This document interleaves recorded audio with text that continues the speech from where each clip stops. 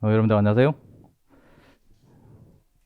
저는 해커스에서 일단 재무회계를 강의하고 있는 김승철 회계사라고 합니다. 반갑습니다. 별로 안 반가운가 봐. 자, 오늘 드디어 이제 경영지도사 있죠? 그 합격 라이브 설명회를 일단 진행하도록 할게요. 일단 진행 순서는 경영지도사 자격증에 대한 간략한 소개. 근데 요거에 대한 구체적인 내용은 아마 4번에서 이제 그 경영지도사 전망하고 우대사항 이런 것들을 얘기할 때 훨씬 더 구체적으로 얘기할 겁니다. 그래서 이때 이제 자세하게 설명할 거고요. 저는 간략하게만 일단 설명드리고, 제가 일단 중점적으로 일단 진행하는 부분은 요 2번 1차 중요하죠. 1차 시험 경영지도사 1차 시험 학습 전략하고, 그 다음에 2차 시험 학습 전략은 요게 2차 시험이 분야가 4개로 나눠져요. 4개 중에서 저는 이제 제가 담당하고 있는 재무관리 분야 위주로 일단 진행을 하도록 할게요. 요까지가 이제 제가 진행하는 부분이고, 요 끝나고 난 다음에 저희 학원에도 이제 경영지도사 수업을 담당하고 계시는 이인호 교수님이 있습니다. 이인호 교수님이 요 2차 나머지 분야에 대한 학습 전략하고, 그 다음에 4번 경영지도사 관련된 전반적인 내용하고, 마지막에 질의응답까지 진행하도록 할게요. 그렇게 크게 2개 강사가 일단 나눠서 진행한다고 생각하시면 돼요. 오케이? 자, 그럼 1번 경영지도사 시험. 일단 경영지도사가 뭔지는 아시죠? 뭐 뒤에서 자세하게 얘기 드릴 건데, 일단 경영지도사란 간략하게 얘기 드리면 중소기업 컨설턴트라고 생각하시면 돼요. 컨설턴트. 근데 이 경영지도사 자격증이 최근에 많이 위상이 올라갔어요. 솔직히 이제 제가 옛날에 경영지도사 제가 자격증 강의를 시작한 게 2013년이었어요. 어떻게 보면 거의 한 7, 8년 지났죠. 근데 7년 전에 강의를 할 때는 아무도 몰랐어. 경영지도사가 뭔데? 근데 요즘 이제 경영지도사라고 하면은 대충 이제 여러분들 직장 다니신 분들, 그 다음에 이제 취업 공부하신 분들 대충 이름은 다 들어봤고요. 그 다음에 최근에 또 법안이 개정돼가지고 2021년 올해부터 시행이 되죠.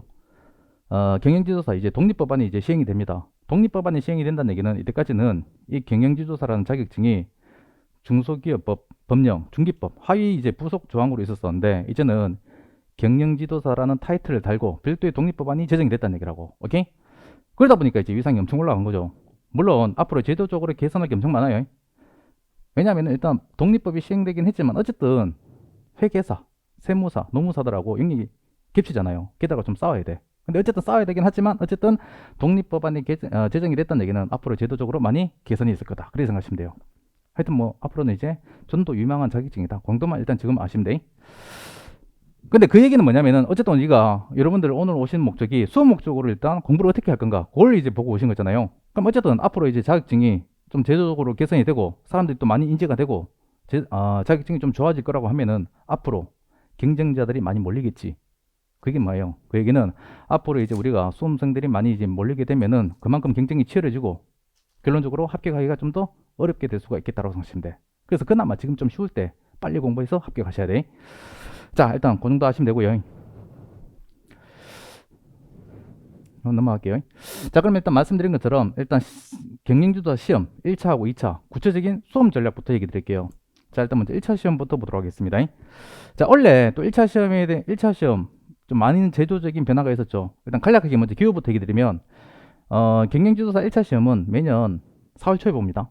원래 같은 경우에는 4월 3일 날 봤죠. 지금 얘기 드리는 시험은 1차 시험은 양성과정 빼고 일반과정 얘기한 거라. 그것도 얘기 드려야 되겠다. 내년부터는 양성과정으로 여러분들이 통과하는 게 많이 힘들어질 겁니다. 그러니까 원래 경영지도사 독립법안이 시행이 됐죠. 시행될 때 조건 자체가 양성과정 조건을 약간 좀 까다롭게 이제 만드는 게 그 이제 조건이 있었어요. 그러다 보니까 이제는 이때까지는 일반 기업체에서 근속기간만 일정 경력이 있으면은 양성과정 시험을 볼 수 있었어요. 근데 내년부터는 거기다가 플러스 컨설팅 경력도 몇 년간의 컨설팅 경력도 필요합니다. 그 요건까지 충족해야지 여러분들이 양성과정 시험을 볼 수 있는 거라고. 근데 그 요건을 충족하는 분들이 많지는 않겠죠. 일반 기업체 다니면서 내가 컨설팅 그 이제 경험 있는 사람들이 얼마나 있겠어요. 그래서 그런 요건을 충족하는 분들이 많지는 않을 거기 때문에 내년부터는 양성과정 보시는 분들보다는 일반 과정의 시험을 보시기 위해서 몰리는 분들이 엄청 많을 거라고 생각하시면 돼요. 오케이? 그 얘기는 일반 과정도 뭐다. 그렇게 경쟁이 치열해지면은 문제가 앞으로 좀 많이 어려워질 수가 있겠다. 그렇게 감을 잡으셔야 돼. 자, 근데 어쨌든 요 일반 과정 얘기 드린 건데, 요 일반 과정이 매년 4월 초에 봅니다. 매년 4월 초에 보고요. 뭐 시험은, 그리고 오늘 처음 오신 분들도 많기 때문에 제가 여러분들 한 개도 모른다고 가정하고 자세하게 얘기 드릴게요. 그리고 1차 시험은 객관식이에요, 객관식. 오지 쓴다. 그리고 중요한 게 뭐라? 절대평가다라고 생각하시면 돼. 절대평가라는 얘기는 우리는 요 40, 60, 요 두 가지 목표만 달성하면 무조건 1차 시험 합격이라고 생각하시면 돼요. 그 얘기는 일단 좀 이따 얘기 드리겠지만 1차 시험 과목이 6개였어요. 6개였는데 이 중에서 일단 영어가 좋은 소식도 하나 있다. 내년부터 이 영어가 토익으로 대체가 됩니다. 좋지. 어차피 영어 공부해야 되는데 그게 1차 시험 과목에 들어와 있는 거하고 토익으로 대체되는 거하고는 부담감이 차원이 달라요. 일이지. 그래서 어쨌든 1차 과목 6개 중에서 일단 영어는 내년부터 없어진다고 생각하시면 돼. 그래서 일단 5개 과목이 토탈 100점인데 요거 5개 과목이 전부 다 40점 넘어야 돼요. 요 40점이 안 되는 걸 우리가 꽈락이라고 합니다. 어쨌든 요 5개 과목이 전부 다 꽈락이 없어야 되고 그 다음에 또 평균이 60점을 넘어야 돼요. 그래서 요 40, 60 두 가지 목표를 동시에 달성하면 합격자가 아무리 많다 하더라도 무조건 합격이다라고 생각하시면 돼. 오케이? 요 절대평가. 이게 중요하다고. 왜 중요하냐면은 여러분들 상대평가로 1차 시험을 보게 되면은 시간을 많이 투자한 사람이 고득점을 받을 수밖에 없어요. 그럼 여러분들이 직장 다니면서 공부하시는 분들 엄청 많지. 그리고 이 경영지도사 자격증 시험을 오로지 이것만 바라보고 몰빵해서 공부하는 사람들이 많지 않다고요. 다른 것도 준비하면서 같이 준비하는 사람이 많습니다. 그러다 보니까 시간이 부족하기 때문에 만약에 상대평가로 이제 1차 시험을 본다고 하면은 여러분들이 이 경영지도사 시험을 위해서 몰빵해야 되는 투입해야 되는 시간이 엄청 많이 길어지게 된다고. 근데 다행히 1차 시험이 절대평가이기 때문에 과목별로 득점 전략만 효율적으로 짜면은 뭐다? 일정한 기간만 투자하고도 의외로 쉽게 합격할 수가 있겠다라고 생각하시면 돼. 오케이? 이게 정말 중요한 거라. 오케이? 그 득점 전략은 좀 이따 얘기 드릴게. 그래서 어쨌든 1차 시험이 절대평가고요. 과목이 말씀드린 것처럼 이제는 6개가 아니라 내년부터는 5개 과목으로 일단 줄어들게 되겠다. 오케이? 이 5개 과목에 대한 구체적인 수험 전략은 일단 다음 페이지에서 얘기 드릴게요. 일단 기호는 이 정도로 보도록 하고요. 자, 이제 우리가 1차 시험 구체적인 학습 전략부터 일단 얘기 드릴게요. 자, 말씀드린 것처럼 1차 시험이 토탈 6개 과목이었어요. 6개 과목이었는데 일단 영어 빠지고 5개 과목입니다. 근데 이게 5개 과목이 일단 시험을 2교시로 나눠서 봐요. 1교시 3개, 2교시 영어 빼고 이제 2개만 보겠지. 근데 이게 과목별로 100점은 100점인데 이게 또 체제가 약간 좀 바뀐 게 작년까지는 과목별로 40문제가 나왔어요. 근데 올해부터 2020년이죠. 올해부터 문제가 한 과목당 25문제로 줄어들었습니다. 좀 좋지. 왜냐면 40문제가 솔직히 너무 많아요. 너무 많고 일단 제가 보기엔 25문제가 좀 괜찮긴 해요. 근데 이게 40문제에서 25문제로 일단 줄어들면서 야 이게 문제가 좀 어려지지 않을까 이렇게 좀 걱정을 하시는 분들이 많았어요. 왜냐면은 어쨌든 40문제에서 25문제로 문제가 줄어들다 보면은 한 문제당 100점이 커지는 거잖아. 그러니까 옛날에는 한 문제 틀리면은 2.5점 날리는 거였는데 이제는 한 문제 틀리면 4점 날리게 되는 거라고. 그래서 한 문제당 100점이 커지다 보니까 이게 만약에 범위가 지역정에 대해서 나오게 되면은 그런 것들 이제 놓치면은 내가 이제 타격을 많이 본다고요. 그래서 오히려 학습 범위라든가 학습 분량이 좀 많아지게 되는 거 아니냐 그렇게 이제 걱정을 하시는 분들이 많았는데 원래 1차 시험만 봤을 때는 제가 보기엔 크게 달라진 게 없어요. 오히려 작년보다 난이도가 좀 더 쉬워진 것 같기도 해요. 그래서 아직은 40문제에서 25문제 바뀐다 하더라도 뭐 학습 범위라든가 그런 것들이 아직 많이 늘어난 것 같진 않아. 근데 제가 보기에는 일단 요거는 솔직히 올해만 보고는 모르고 한 몇 년 더 지나봐야 될 것 같아요. 이듯이. 오케이? 근데 이게 방금 얘기 드린 그런 단점도 있지만 또 장점도 있어요. 옛날에는 40문제 체제일 때는 꽈락 넘으려면은 16문제는 맞춰야 됐잖아. 근데 이제는 10문제만 맞추면은 꽈락 넘는 거라고. 일이지. 그렇기 때문에 요거는 일장 일단 있어요. 일장 일단 있는데 제가 보기에는 요거 과목 어쨌든 과목당 문제당 100점은 좀 이제 커졌기 때문에 만약에 출제 범위가 좀 늘어나면은 약간 좀 힘들어지는 상황이 올 수는 있겠다. 그렇게 생각하시면 돼. 오케이? 자, 됐고요. 근데 어쨌든 토탈 5개 과목인데 자, 일단 먼저 얘기 드릴게. 학습 전략에 요 세 가지가 있는데요. 요 중에서 제일 중요한 건 1번이라고 생각하시면 돼요. 1번. 1번은 뭐냐? 요 5개가 일단 전략 과목이 있고 비전략 과목이 있습니다. 요거를 명확하게 구분하셔야 돼. 왜냐면 이 영어 빼고 5개 과목을 골고루 평균적으로 전부 다 60점 넘기는 쉽지 않아요. 왜냐면 좀 어려운 과목도 있고 좀 쉬운 과목도 있잖아. 그렇기 때문에 여러분들이 이걸 전부 다 60점을 넘겠다고 해가지고 전부 다 이제 여러분들이 공부를 하게 되면은 이 특정 부분이 좀 어렵게 나오게 돼버리면 뭐다? 여러분들이 목표하는 점수, 평균 점수 60점을 달성하지 못하게 되는 거라고. 그래서 여러분들이 좀 효율적으로 평균 60점을 달성하려면 요 중에서 내가 고득점을 목표로 하는 전략 과목하고 그 다음에 그냥 명가락 해가지고 50점 가까이만 맞자. 그렇게 명가락 과목을 명확하게 구분하셔야 돼. 자, 근데 요거 5개 과목 중에서 결론부터 얘기 드리면 전략 과목은 크게 3개라고 생각하시면 돼. 전통적으로 전략 과목은 경영학, 그 다음에 기업 진단, 조사 방법. 자, 요 3개가 전략 과목이라고 생각하시면 돼. 요 3개는 물론 상대적으로 약간 좀 전략 과목의 이제 차이는 좀 있지만, 수준의 차이는 있지만, 요 3개는 제가 보기에는 1차 시험에서 평균 70점을 맞는 게 목표다라고 생각하시면 돼. 근데 평균 70점 이상 맞는 게 어렵지 않다고요. 오케이? 그래서 요 3개는 평균 70점 이상 맞아야 되는 전략 과목이고, 반대로 중기법 있죠. 회계학. 요 2개는 평균 70 이상이 쉽지 않아요. 요 2개는 제가 보기에는 평균 50점을 목표로 해서 공부하시는 게 낫지 않을까라고 생각이 듭니다. 근데 조심하셔야 돼. 제가 50이라고 해서 50점만 맞으라는 얘기가 아닙니다. 공부하다 보면 이게 여러분들이 목표 점수는 60이나 70이 될 수도 있어. 근데 왜 제가 50이라고 얘기 드리냐면은 요거는 이제 보수적으로 점수를 잡은 거라. 그러니까 만약에 중기법이라든가 회계학이 어렵게 나올 수도 있잖아요. 어렵게 나온다 하더라도 얘들을 어떻게 한다? 50점을 맞았다고 가정하고 다른 과목 득점 전략을 짜야지 여러분들이 얘를 50점밖에 못 맞았다 하더라도 합격이 가능할 거라고. 그래서 얘는 50점만 맞으라는 게 아니고 다른 과목 득점 전략을 짤 때는 얘는 50점 맞았다고 가정해서 다른 과목 득점 전략을 짜라는 얘기라. 이리지. 오케이? 자, 그래서 어쨌든 이렇게 전략과 비전략이 나눠지는데 좀 더 구체적으로 얘기 드리면 들으세요. 자, 요 3개가 제가 전략 과목이라고 얘기 드렸죠. 근데 요 3개 중에서 가장 확실한 전략 과목은 기업 진단론이에요. 기업 진단론. 얘는 제가 보기에는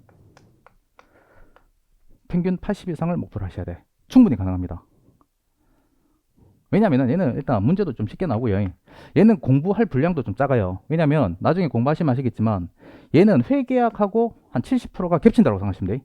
그러니까 얘는 회계학 공부하고 공부하셔야 돼. 그러니까 회계학 과목 중에서 재물 비율 관련된 파트가 요거 기업 진단론에 상당한 내용을 차지하고 있다고 생각하시면 돼. 그래서 회계학 제도로 공부하시면 요거 기업 진단론은 70% 먹고 들어간 거기 때문에 공부할 분량이 엄청 작습니다. 그리고 얘는 문제도 정통적으로 그렇게 막 어렵게 나오지 않기 때문에 공부만 열심히 하시면 충분히 80 이상이 가능하다라고 생각하시면 돼. 그리고 공부는 얘는 미리 하는 게 아니라 얘기 드린 것처럼 회계학 다 공부할 때쯤 그때 들어간다라고 생각하시면 돼. 아마 우리 학원 커리큘럼도 그렇게 짜질 거라고.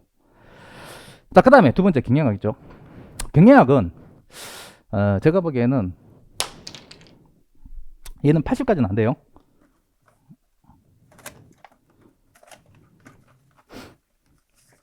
80까지는 안 되고 한 평균 한 70점이 목표다라고 생각하시면 돼. 왜냐면 경영학이 일단 공부할 분량이 좀 방대하고 내용도 좀 상당한 내용이 많이 들어가 있어요. 그래서 일단 처음에 공부할 때는 약간 좀 어려워할 수도 있는데 어쨌든 얘도 공부 열심히 하게 되면은 평균 70 이상 맞는 건 그렇게 어렵지 않다고 생각하시면 돼. 오케이? 이리시. 그래서 얘는 평균 70. 그리고 요 조사 방법 있죠. 세 번째 조사 방법론. 근데 얘는 처음에 공부할 때 많이 힘들어합니다. 왜냐면 얘는 50%가 통계학이라고 생각하시면 돼. 통계학. 근데 여러분들이 통계학에 대한 기본 개념이 없이 이 공부 시작하신 분들 많잖아요. 많기 때문에 처음에 공부할 때 엄청 많이 힘들어한다고 생각하시면 돼. 그래서 제가 좀 이따 요 1차 시험 커리큘럼을 얘기를 드릴 텐데 요거 조사 방법론 들어가기 전에 선수 과목으로 저희가 통계 입문에 대해서 먼저 한 달 동안 입문 강의를 할 겁니다. 그래서 그거 반드시 듣고 요거 들으셔야 돼. 오케이? 이리시. 그래서 어쨌든 요거 처음에는 많이 힘들긴 하지만 어쨌든 얘도 열심히 공부하면 평균 한 60에서 65는 충분히 맞을 수가 있다. 그렇게 생각하시면 돼. 오케이? 그럼 결론적으로 요 세 개 합하면 뭐다? 요 세 개를 평균해보면 충분히 70 이상은 충분히 나오겠다라고 생각하시면 돼요. 그리고 요거는 조사 방법론 같은 경우에는 나중에 여러분들 2차 시험 있지. 2차 시험을 분야가 4개 있는 건 아시죠? 4개 중에서 마케팅 분야를 만약에 선택하실 분 같으면 요거 조사 방법론 좀 전략 과목으로 많이 좀 공부를 하시는 게 좋을 겁니다. 왜냐면은 요 조사 방법론은 2차 시험 갔을 때도 요 내용이 그냥 그대로 다 나오거든. 그렇기 때문에 이게 2차 시험 범위에도 그냥 그대로 다 들어가기 때문에 만약에 마케팅을 만약에 2차 분야로 선택하시려면 뭐다 요거 좀 집중해서 공부를 하시는 게 좋겠다. 오케이? 이리지. 그래서 어쨌든 요 세 개는 그렇게 공부하시면 되고요. 결론은 뭐라? 이 세 개는 고민할 필요가 없어. 어쨌든 열심히 하면 다 되는 거라고. 오케이? 자, 우리를 미치게 만드는 게 뭐라? 중소기업 관련 법령, 이건 중기법, 그 다음에 회계학이다라고 생각하시면 돼. 오케이? 요 두 개는 절대로 고독점이 안 돼. 얼마 전에, 어젠가? 1차 시험이 4월달에 봤죠? 그거, 발표 나고 난 다음에 득점 분포 같은 것들이 통계로 나왔어요. 통계로 나왔는데, 중소기업 법령은 응시자들 평균 점수가 51점이라고 생각하시면 돼요. 51점. 꽈락률도 16%. 그리고 회계학 같은 경우에는 응시자들 평균 득점이 41점입니다. 말이 안 되는 거지. 40점 넘어야지 꽈락인데 응시자들 평균 득점 점수가 뭐다? 41점이라고. 그 얘기는 뭐라? 절반이 꽈락이라고 생각하시면 돼. 그래서 실제로도 응시자들 중에서 48%가 꽈락을 맞았다고 생각하시면 돼. 오케이? 그래서 결론적으로 이 두 개는 일단 그렇게 방금 얘기 드렸던 그런 통계에서도 나오긴 하지만 어쨌든 얘들은 고득점이 약간 좀 어렵다고 생각하시면 돼. 자, 먼저 중기법. 얘는 답이 없어요. 얘는 내용도 엄청 많고 얘는 요 5개 과목 중에서 유일한 법과목이죠. 그래서 여러분들이 법적 리걸 마인드가 세팅되지 않은 상태에서 처음에 중기법을 공부하게 되면은 무슨 말인지 한 개도 모를 거라. 그러니까 처음에 많이 문화적인 충격을 많이 받는 과목 중에 하나다라고 생각하시면 돼요. 오케이? 그리고 전부 다 암기를 해야 돼요. 전부 다 암기를 해야 되기 때문에 공부하는 기간 동안에도 여러분들이 스트레스 엄청 많이 받을 거라고. 근데 어쨌든 얘는 답이 없어요. 법과목이기 때문에 무조건 암기하는 수밖에 없다. 오케이? 근데 어쨌든 4번, 5번, 6번 정도 계속해서 반복해서 암기하게 되면 어쨌든 뭐다 얘들도 제가 50점이 일단 이제 이제 보수적인 점수라고 얘기했지만 이것도 한 60점 가까이 맞는 분도 많은 것 같아. 의외로 한 70점, 80점도 있는 것 같습니다. 문제가 정말 어렵게 나오지 않은 이상. 그래서 어쨌든 얘는 어쨌든 많이 시간을 투입해서 암기를 하는 게 제일 중요한 과목. 오케이? 이리지. 그 다음에 마지막으로 회계학. 제가 이제 회계학 강의하죠. 미쳐버리겠어요, 회계학 때문에. 근데 경영지도사만 그런 게 아니에요. 모든 이제 우리가 자격증 시험 중에서 1차 시험에 회계학 들어가 있는 거 있지. 1차 시험에서 회계학 들어간 게 있으면 회계학 때문에 붙고 떨어진 거다라고 생각하시면 돼. 오케이? 그러니까 다른 것들은 평균 점수 충분히 이제 60 이상 넘어서요. 근데 회계학에서 꽉 나거나 회계학이 점수가 안 돼서 떨어진 분들이 거의 대부분이라고 생각하시면 돼. 오케이?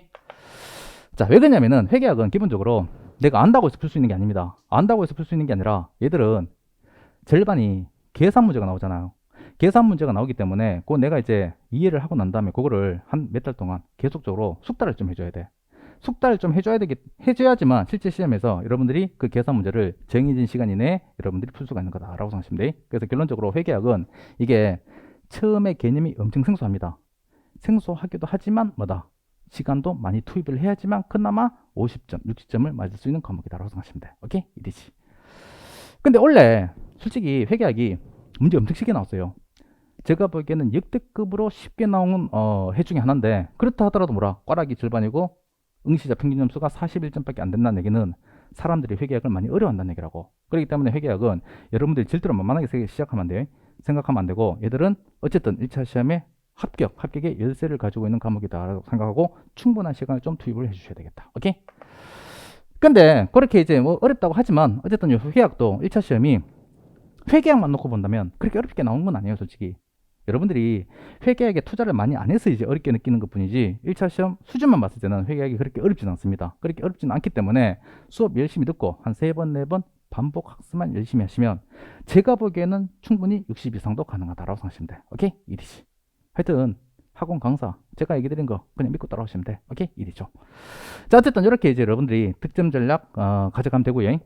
그 다음에 두 번째. 그럼 이렇게 이제 우리가 득점 전략 가져가는 건 이해하셨죠? 이해하셨는데 그러면 1차 시험 준비 기간은 어떻게 되냐? 여러분들 준비 기간 어느 정도 준비해야 될 것 같아요? 제가 보기에는 최소한 한 6개월 정도는 준비를 하셔야 돼. 그리고 요 경영지도사 1차 시험은 한 번만에 끝내야 돼요. 이거를 2번 보겠다는 생각은 버리셔야 돼.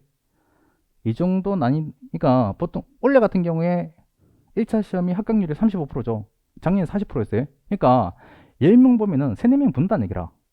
그 정도 난이도의 시험을 2년 이상 가져간다는 건 제가 보기엔 바보 같은 짓이라고 생각하시면 돼. 그러니까 한 번 볼 때 빡시게 공부해서 한 번만에 끝내버려야지 여러분들이 이 경영지도사 시험을 보기 위해서 투입한 시간 최소한으로 줄여둘 수 있을 거다라고 생각하시면 돼. 오케이? 근데 옛날만 하더라도 문제 좀 쉽게 나왔을 때 1차 시험도 문제 좀 쉽게 나왔을 때는 사람들이 한 2개월, 3개월, 4개월 그렇게 준비해가지고 합격하신 분들이 많았어요. 근데 문제 자체가 전반적인 난이도가 한 몇 년 전하고 비교해 봤을 때 좀 많이 올라갔습니다. 올라갔기 때문에 이제는 2, 3개월 공부해가지고 이제는 이제 공부했던 분들이 경험이 있으면 모르겠지만 한 개도 내가 경영지도사를 공부하지 않은 상태에서는 제가 보기에는 2, 3개월 택도 없어요. 이제는 한 6개월, 반년 정도는 투자를 해주셔야지 여러분들이 1차 시험에 안정적으로 합격할 수 있겠다라고 생각하시면 돼. 오케이? 좀 장기적으로 가져가야 돼. 왜냐면은 영어 빼고도 5개 과목이잖아. 5개 과목인데 이거 한 과목 공부할 때 최소한 한 1개월 안 들어가겠어요. 왜냐면 여러분들이 이것만 공부하는 게 아니라 직장생활 다니면서 짠내가 이 공부하는 거잖아. 그리고 얘기 드린 것처럼 전업일을 하더라도 다른 거 하다가 이거 하는 거라고. 그렇기 때문에 그렇게 짠내서 공부한다고 하면은 이거 한 과목당 최소한 1개월 이상 걸릴 거라고. 회계학은 1개월로 택도 없어요. 한 2달 이상 투입을 해야 돼. 그렇기 때문에 이거 5개 과목을 안정적으로 60점 이상 맞으려면 뭐다? 평균적으로 여러분들이 6개월 이상 투자를 해줘야 되겠다라고 생각하시면 돼. 그런 이유 때문에 좀 이따 또 얘기 드리겠지만 저희 학원이죠. 내년 1차도 한 4월 달에 보겠지.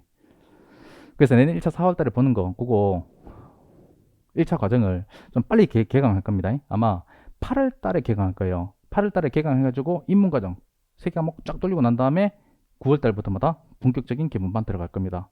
그렇게 해야지만 여러분들이 6개월 딱 지나고 난 다음에 모의고사 보고 그 다음에 문제풀이반 끝나고 난 다음에 1차 시험을 안정적으로 합격할 수 있겠다. 오케이? 이해되시죠? 그래서 어쨌든 준비 기간은 최소한 6개월 이상 가져가야 된다.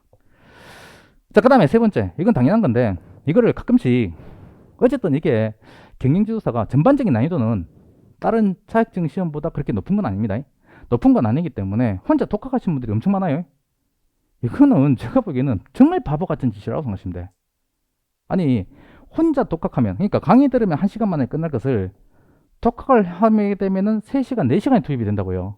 그러니까 예를 들어서 회계학만 하더라도 그 다음에 뭐 중소기업 법령만 하더라도 뭐가 중요한지 뭐가 중요하지 않은지 알 수가 없잖아.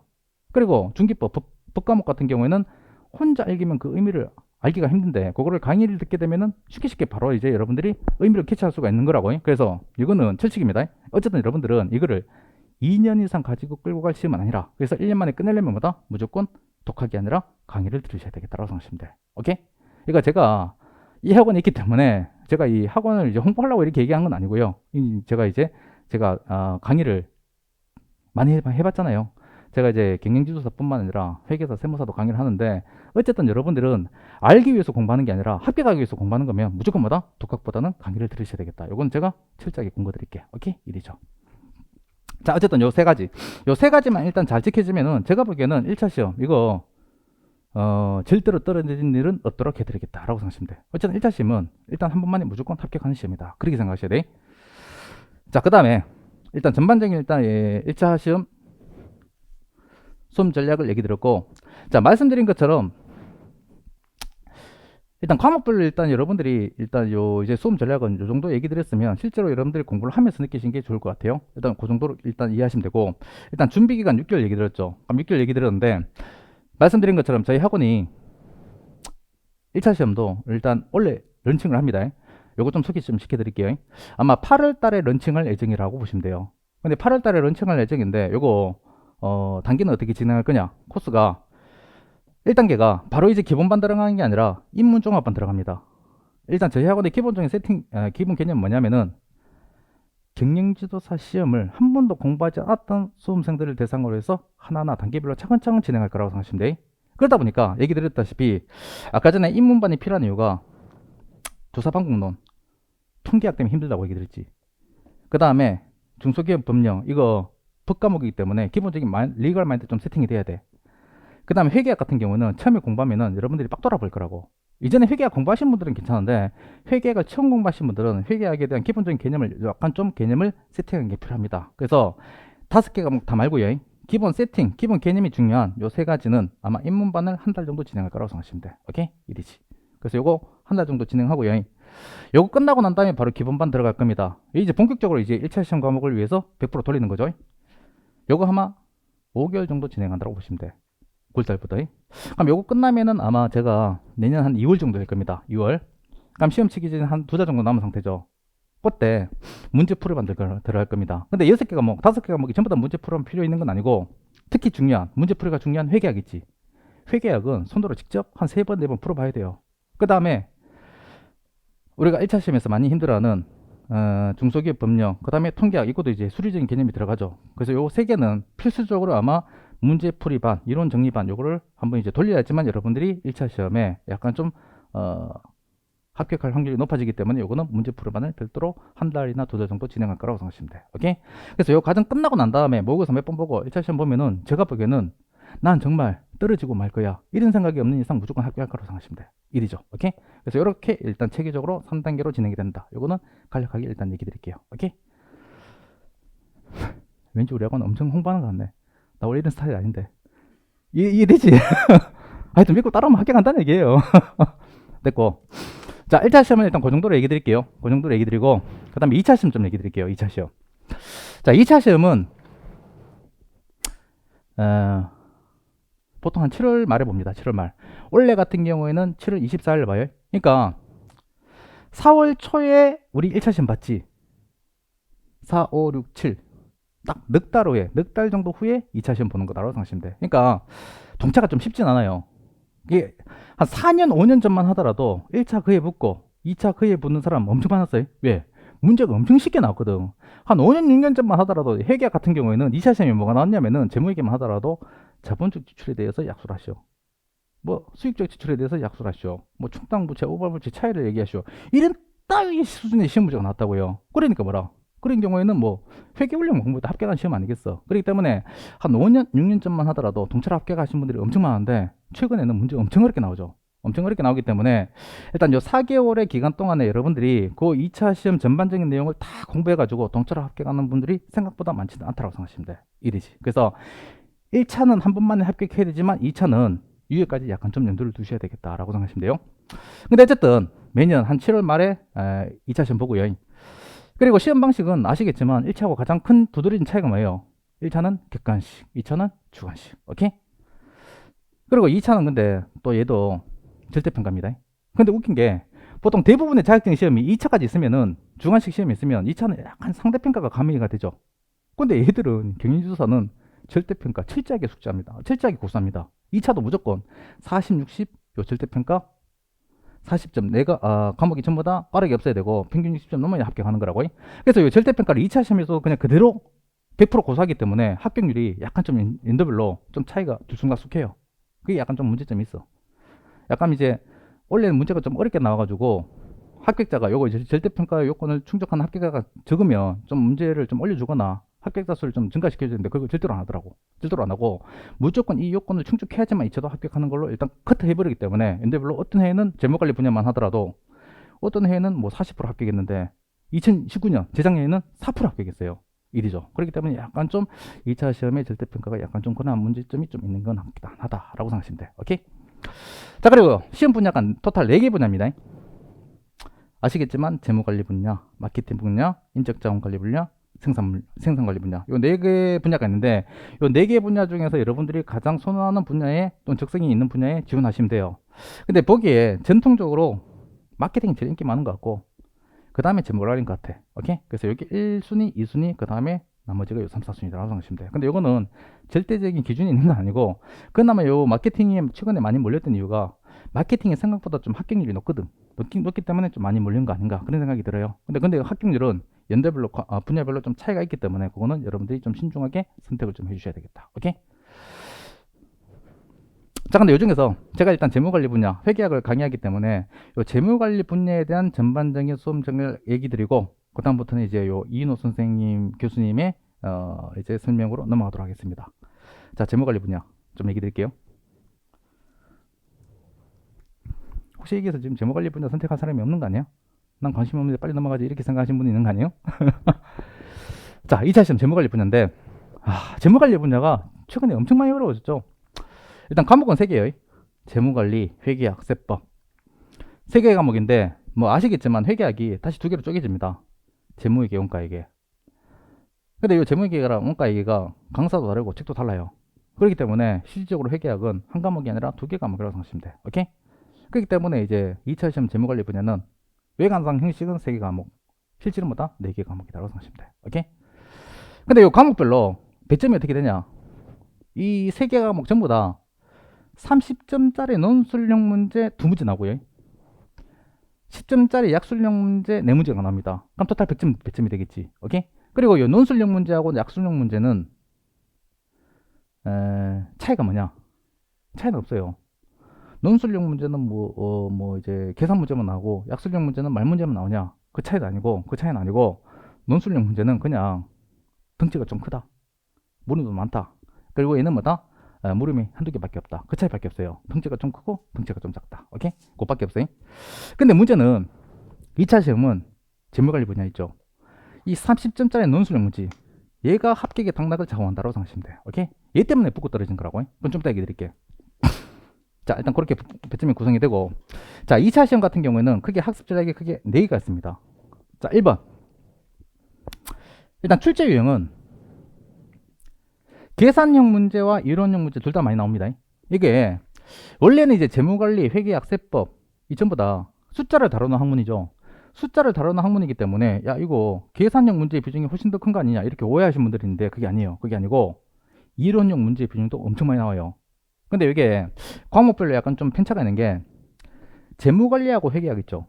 재무관리하고 회계학은 계산형 문제의 비중이 최근에는 한 7대 3이라고 보시면 돼. 계산형 문제가 한 70%, 이론형 문제가 30%. 한 5년, 4년, 5년 전만 하더라도 거의 5대 5였어요. 이런 문제 엄청 많이 나오는데. 근데 어쨌든 재무관리하고 회계학은 금액 계산이 중요한 거 아니겠어. 그래서 최근에는 좀 정상화돼가지고 계산형 문제가 비중이 70%, 이론형 문제가 30%입니다. 오케이? 근데 웃긴 게 세법 있죠. 세법은 계산 문제 거의 안 나와요. 계산형 문제 거의 안 나오고 거의 100% 이론형 문제 다라고 생각하시면 돼. 오케이? 그러니까 세무계가 안 나온다고. 그러니까 국가나 개인이 납부할 세금 금액을 계산하는 문제는 안 나오고 특정 이제 과세제도의 장단점 뭐 이런 것들을 이제 설명하는 대부분이 이론형 문제가 나온다고 생각하시면 돼요. 오케이? 그러다 보니까 이 세법이 좀 많이 힘든다라고 생각하시면 돼요. 오케이? 어쨌든 그렇게 이제 출제형이 일단 구성이 되고요. 그 다음에 2차 시험 같은 경우에는 또 중요한 게 1차는 뭐였어요? 객관식이지. 2차는 주관식이다 보니까 이 주관식 답안 작성 방법을 좀 연습을 좀 해주셔야 돼. 오케이? 근데 이거는 크게 고민할 필요가 없어요. 이건 몇 번만 해보시면 돼. 왜냐면은 뭐 주관식이라고 해가지고 뭐 이제 계산형 문제 있죠. 계산형 문제가 엄청 복잡하게 나온다. 그거 아니에요. 아주 간략한 계산 문제가 여러 물음이 있다는 것 뿐입니다. 그렇기 때문에 여러분들이 평소에 1차 시험 공부할 때 계산형 문제들 회계학 있잖아. 회계학 있는 거 그냥 머릿속으로만 생각했던 그 풀이 과정을 그냥 답안지에다가 논리적으로 풀어 쓴 연습만 하시면 돼. 오케이? 그렇게 어렵지 않아. 그리고 이론형 문제를 하더라도 뭐 이제 엄청 복잡하게 막 10줄 20줄 뭐 기승전결을 이렇게 물어보는 사령 문제가 나오거나 판례를 물어보는 그런 것들이 나오거나 그런 게 아니에요. 그런 게 아니고 특정 제도의 장단점, 뭐 특징 이런 것들을 그냥 간략하게 한 4줄 5줄 정도로 풀었으면 되기 때문에 요 이론형 문제도 마다 주관식 답안 작성 연습이 그렇게 어렵지 않다고 생각하시면 돼요. 오케이? 그래서 한 몇 번만 해보시면 되고요. 주의할 거 몇 개 있어요. 그것만 딱 조심하셔가지고 요 답안 작성 방법을 한 몇 번만 연습해 보시면 요 주관식 요거 답안 작성을 잘못해서 떨어진 경우는 없다고 생각하시면 돼요. 근데 2차 시험 같은 경우에 제일 중요한 게 뭐냐? 3번이라고 생각하시면 돼요. 3번 출제 범위. 이것 때문에 우리를 미치게 만든 거라고. 뭐냐면 들으세요. 자, 그리고 2차 시험 같은 경우에는 요 3개 과목 있죠. 요 재무관리, 회계학, 세법 요 3개 과목이 있는데 요 중에서 여러분들이 가장 힘들어하는 게 뭐냐면은 재무관리, 그 다음에 세법. 회계학은 좀 힘들어하긴 하지만 1차 시험에서 엄청 힘들었죠. 엄청 힘들었지만 어쨌든 1차에서 봤잖아. 봤기 때문에 일단 회계학에 대한 거부감은 2차 시험에서 그렇게 많지는 않아요. 많지는 않은데 문제는 재무관리하고 세법은 재무관리 뭐 1차 시험이 경향이 좀 있다 하더라도 그렇게 조그만 부분 다루잖아. 많이 안 접해봤고 그 다음에 세법 같은 경우에는 2차 시험에 새롭게 들어온 거라고. 안 그래도 또 북과목이라고 엄청 어려운. 그러다 보니까 재무관리하고 세법은 2차 시험 공부할 때 엄청 많이 힘들어하는 경향을 보이고 있다고 생각하시면 돼. 그러니까 결론부터 얘기 드리면 재무관리는 생소하기 때문에 얘는 어렵기 때문에 오케이? 이리지. 근데 문제는 뭐냐면은 이 재무관리하고 세법이 내용이 회계학만 많지 않습니다. 이 내용이 엄청 많아요. 엄청 많은데 문제는 뭐냐면은 일단 출제 범위가 어디서 뭐가 튀어나올지 몰라. 이게 제가 아까 전에 30점짜리 논술형 문제가 중요하다고 드렸지. 그러니까 이 30점짜리 100점은 한 문제당 100점이 30점이라고. 얘는 이거 하나 만약에 얘들 하나 놓치면은 30점짜리 100점 하나 놓치게 되면 내가 만약에 일부 부분을 포기했어요. 포기했는데 거기서 포기한 부분에서 주제에서 30점짜리 100점짜리 문제가 하나 나왔다. 그럼 어떻게 돼? 30점 날리는 거지. 그러니까 나머지 70점을 내가 100%다 써야지만 내가 70점밖에 못 맞는 거라고. 근데 그게 불가능할 거 아니겠어요. 그래서 결론적으로 과목별로 이 30점짜리 100점 이거 문제는 무조건 거의 다 맞추거나 또는 30점 100점 중에서 최소한 15점에서 20점 정도는 풀었을 수 있어야 돼. 그러다 보니까 뭐라? 그러다 보니까 학습해야 될 범위가 무한정 늘어난다고 생각하시면 돼요. 왜냐면은 최근에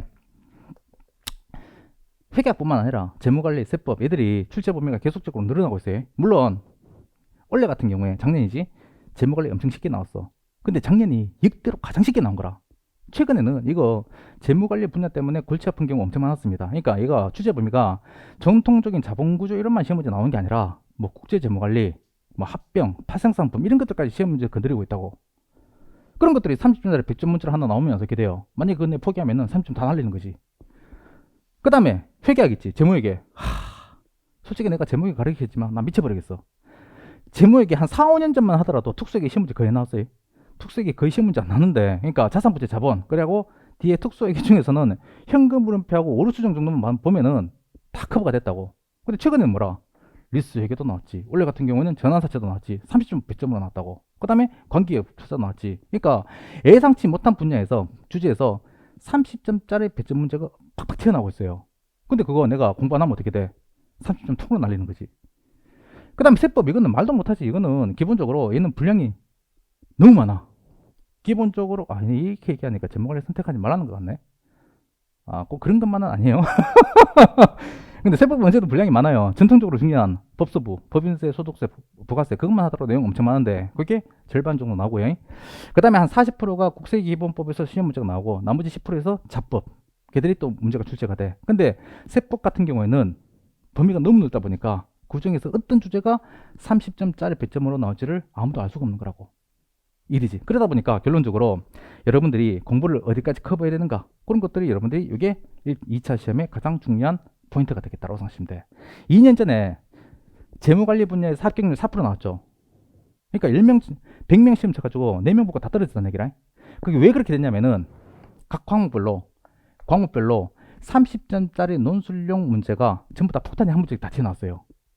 근데 폭탄이 나왔다는 얘기는 이때까지 한 번도 나온 적이 없고 예측하지 못한 부분에서 문제가 다 나왔다는 얘기라. 근데 그 대부분의 수험생들이 다 틀렸겠지.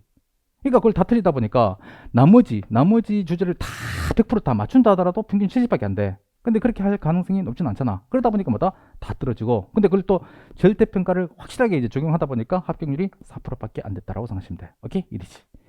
그래서 어쨌든 2차 시험은 어쨌든 재무관리 분야 특히 요거 출제 범위를 어디까지 가져갈 건가 이게 가장 중요하다고 생각하시면 돼. 그러니까 내가 100%다 지엽적인 부분 다 공부할 필요는 없어요.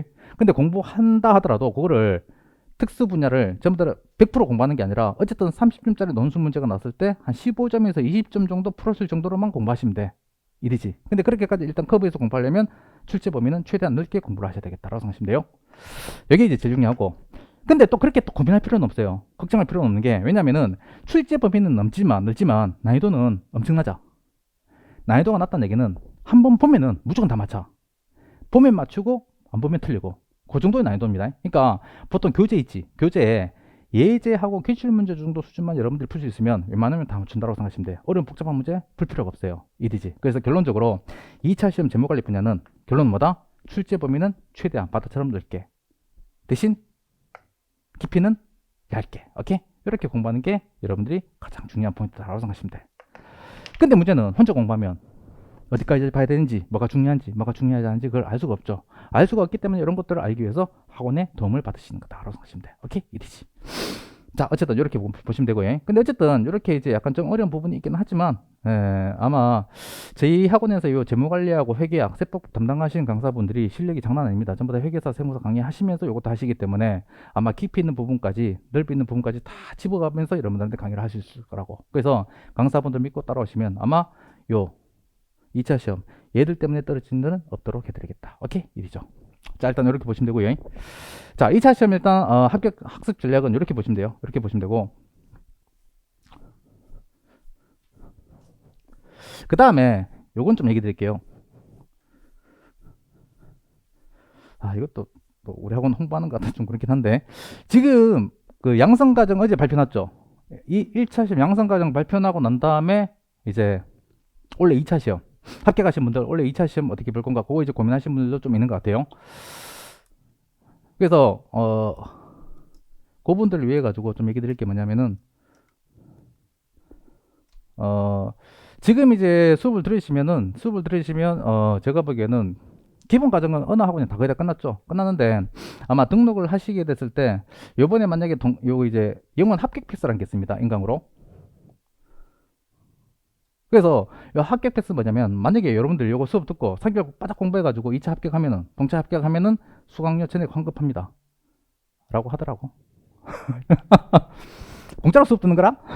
그래 만약에 불합격 한다 하더라도 수강 기간을 내년까지 연장을 시켜드려요. 연장을 시켜드리기 때문에 뭐 부담 없이 아마 내년까지 일단 수업을 들으실 수 있을 것 같다. 그렇게 일단 얘기를 드릴 거고 그 다음에 아마 요거 이제 특전이 있는 거고 그러니까 원래 이제 제 학원이 요 이제 해커스가 요거 이제 격리조사에 처음 런칭하다 보니까 이런 혜택을 좀 많이 드린다고 생각하시면 돼. 그리고 좀 이따 아마 요것도 중요한 건데 아마 이인호 쌤 강의할 때 얘기 드리겠지만 좀 이따 이제 그 끝나고 설문조사 할 겁니다.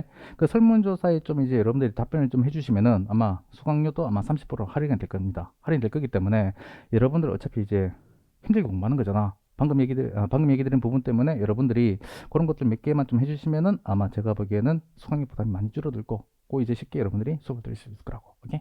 요거 좀 얘기 드릴게요. 오케이? 왠지 약하는 것 같기도 한데 어쨌든 그렇다고.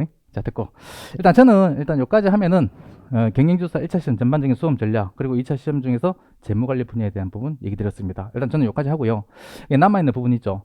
2차 시험 나머지 분야와 관련된 구체적인 수험 전략하고 그 다음 맨 끝에 어쨌든 여러분들이 관심 있어 하는 경영지도사 자격증의 앞으로의 전망 내가 진짜 이거를 이 시간 투자해서 공부할 건가 그거에 대한 궁금증이 있을 거 아니겠어. 그런 것들을 이인호 선생님께서 얘기를 해드리도록 하겠습니다. 일단 저는 여기까지 진행하도록 할게요. 감사합니다.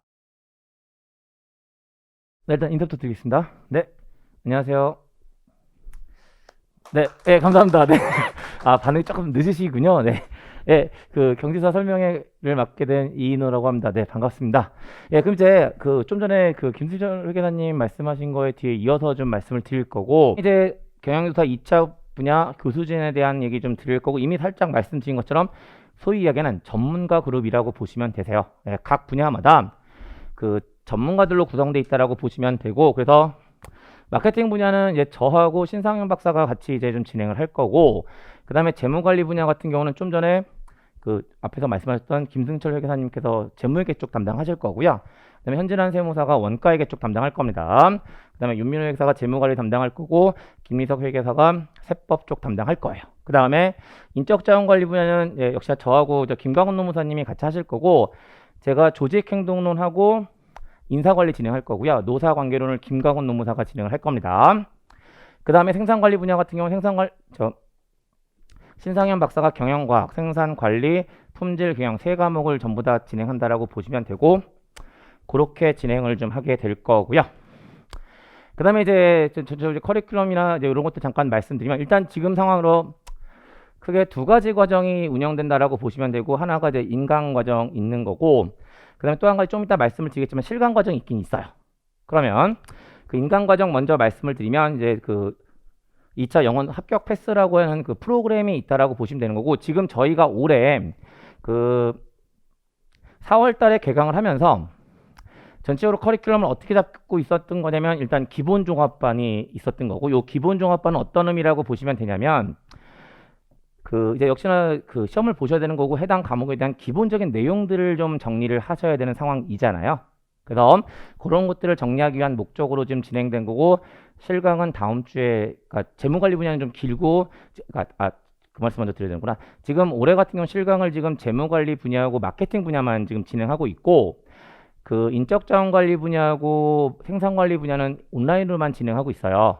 그래서 일단 재무관리 분야는 좀 양이 많다 보니까 아직 실강이 좀 남아있는 상태고, 그 인적자원관리 분야 같은 경우 인강은 지금 여기는 종강되어 있는 상태예요. 예, 종강되어 있는 상태고, 생산관리 분야도 조만간 종강을 할 거고, 그 다음에 마케팅 분야 같은 경우는 실강이 다음 주가 종강이에요. 예, 그러니까 지금 이제 여러분들 입장에서는 지금 실강은 무의미한 상태고, 어쨌든 어떤 말씀을 드리냐면, 재무관리를 제외한 나머지 분야는 일단 기본 종합반은 금방 종강이 될 거예요.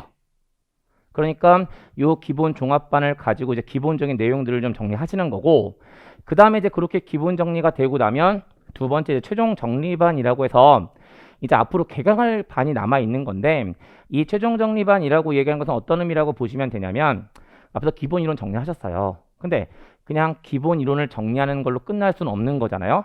이걸 좀 더 답안 작성에 맞게끔 조금 발전시키는 과정이 필요해서 조금 심화적인 이론이 필요하다면 심화 이론을 가지고 진행하기도 할 거고, 그다음에 저 같은 경우는 조금 이따가 말씀을 드리겠지만 어떻게 하기로 일단 그 지금 수강하고 계신 분한테 말씀을 드렸냐면, 역시나 시험이니까 여러분들 입장에서 가장 중요한 기준은, 가장 중요한 자료죠. 가장 중요한 자료는 뭐가 될까요? 기출문제가 될 겁니다. 예, 그래서 저는 이제 일단 요 최종 정리반에서 기출문제를 중심으로 정리하겠다고 얘기를 했던 거고, 물론 그거 이제 과목들마다 그 선생님들마다 조금 접근법이 다를 수 있으니까 어쨌든 그런 얘기들을 가지고 최종 정리반을 진행을 할 거고, 그 다음에 모의고사가 있다라고 말씀드렸고요. 아까 제가 저희가 가지고 있는 가장 대표적인 강점이라고 말씀드렸던 게 바로 그건데, 그 분야마다 조금 차이가 있을 것 같긴 한데 일단은 뭐 3회 내지 5회 정도의 모의고사를 저희가 업로드를 할 거예요.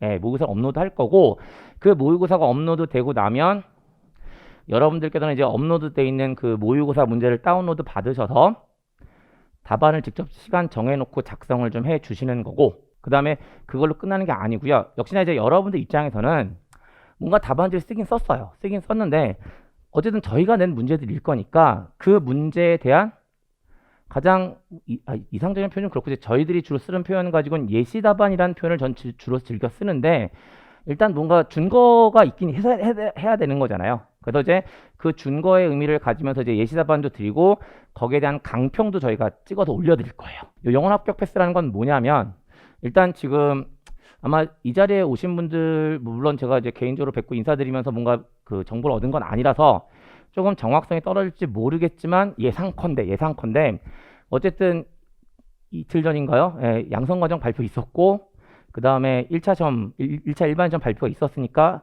그리고 이제 합격하셨는 거고, 그 다음에 이제 나머지 2차까지 오늘 한 77 정도 남아있는 상태거든요. 예, 그러니까 그 2차 시험까지 어떻게 해야 될지에 대한 것들, 어떻게 해야 되는 것에 대한 고민 때문에 이 자리에 와 계신 거잖아요. 그럼 이제 어쨌든 실강으로 이걸 끌고 갈 수는 없는 상황이 되니까 이걸 이제 여러분들 입장에서는 패키지로 좀 끌고 가시면 좋겠다고 저희들은 판단한 겁니다. 그래서 기본 종합반, 최종 정립반, 모의고사를 전부 다 합쳐서 영원 합격 패스라고 해서 이제 인강으로 제공된다라고 보시면 되세요. 그래서 그런 요걸 다 묶어서 이제 인강으로 제공되는 프로그램이 영원 합격 패스라고 보시면 되고요. 어떠한 혜택을 가지고 있는지를 잠깐 좀 말씀을 드리면 아주 파격적입니다. 네. 첫 번째, 경영교사 2차점 합격 시 수강료를 환급해 드릴 겁니다. 그러니까 그만큼 동기부여 시켜드리기 위한 목적이라고 보시면 되고요. 어차피 여러분들 올해 합격하실 거니까 한번 해봄직하지 않을까 싶어요. 단, 항상 이런 건 조그맣게 써요. 제세 공과금 제외. 네. 그 다음에 두 번째, 일단 뭐 저희가 바라는 가장 그 바람직한 모습은 이 모습이지만 조금 현실적으로 끌고 가 보면 그렇지 못한 경우가 있으실 거고, 만약 그렇지 못한 경우가 발생하면 어차피 올해 양성과정 또는 1차 시험 합격하셨고, 현행 제도상 어쨌든 2차 시험 한번 불합격하시게 되면 한 번 더 기회가 있으시니까 최소한 내년까지는 하실 계획을 가지고 있지 않을까라는 생각이 들어요. 그러니까 만약에 올해 합격하지 못하시는 경우에는요, 그냥 수강전을 내년 준비하시는데 전혀 부족함이 없도록 1년을 연장해드리는 거, 그렇게 좀 진행을 하는 혜택들을 가지고 있고요. 그 다음에 아까 말씀드린 것처럼 이제 모의고사 및 강평이 제공이 될 거고, 배수 제한 없는 이제 무제한 이제 온라인 들을 수 있게끔 해드릴 거고, 그 다음에 PC든 모바일이든 어느 쪽이든 그 마음대로 수강할 수 있게끔 하게 된다라고 보시면 되세요. 근데 뭐 아래쪽 요 두 가지는 뭐 그냥 일반적인 상황이 되니까 요 세 가지가 가장 핵심적인 내용이라고 좀 보시면 될 듯 하고요.